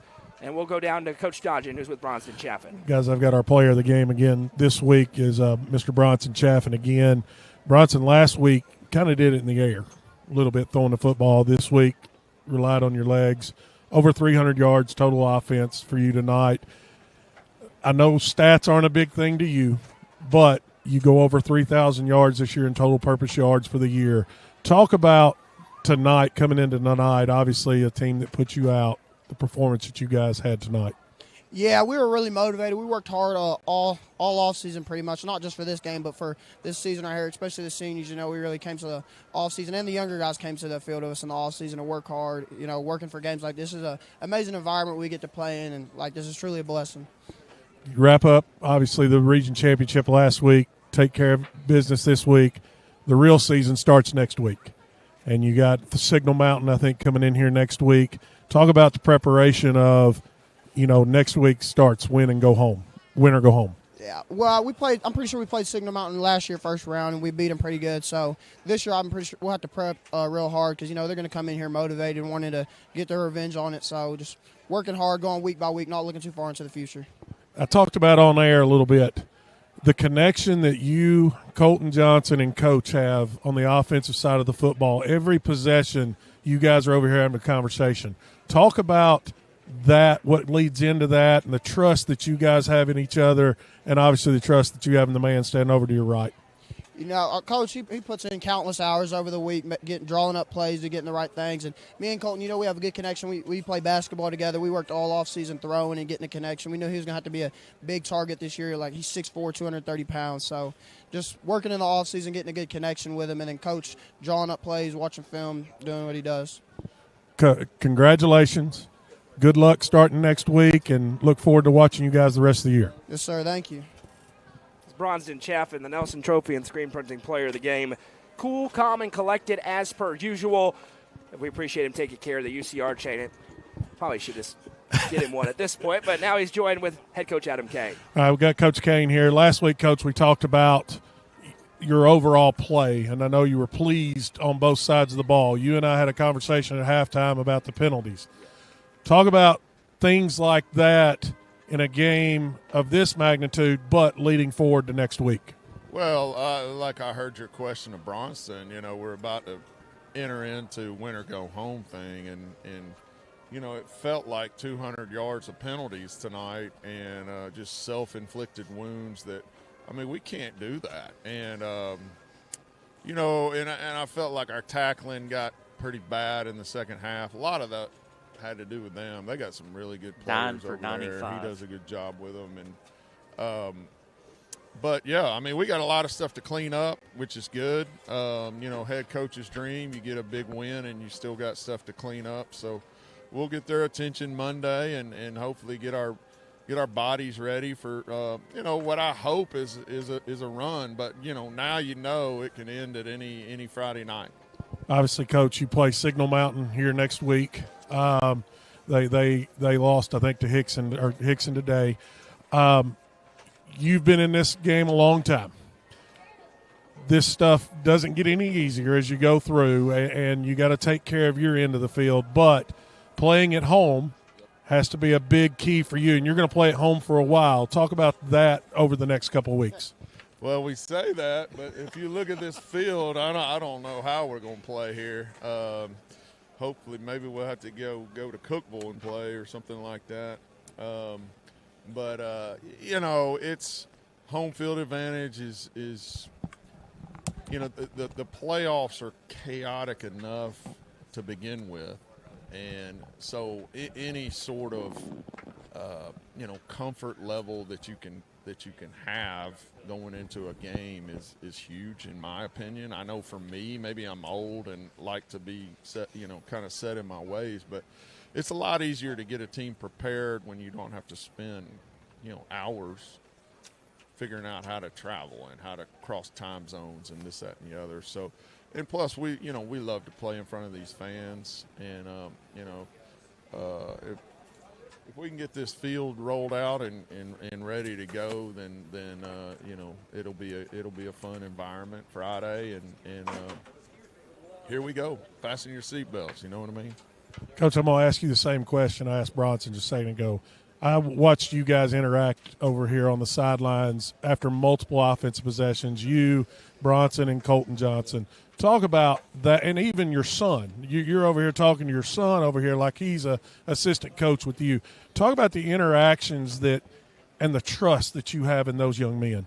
Yeah, you know, this team is kind of the first team that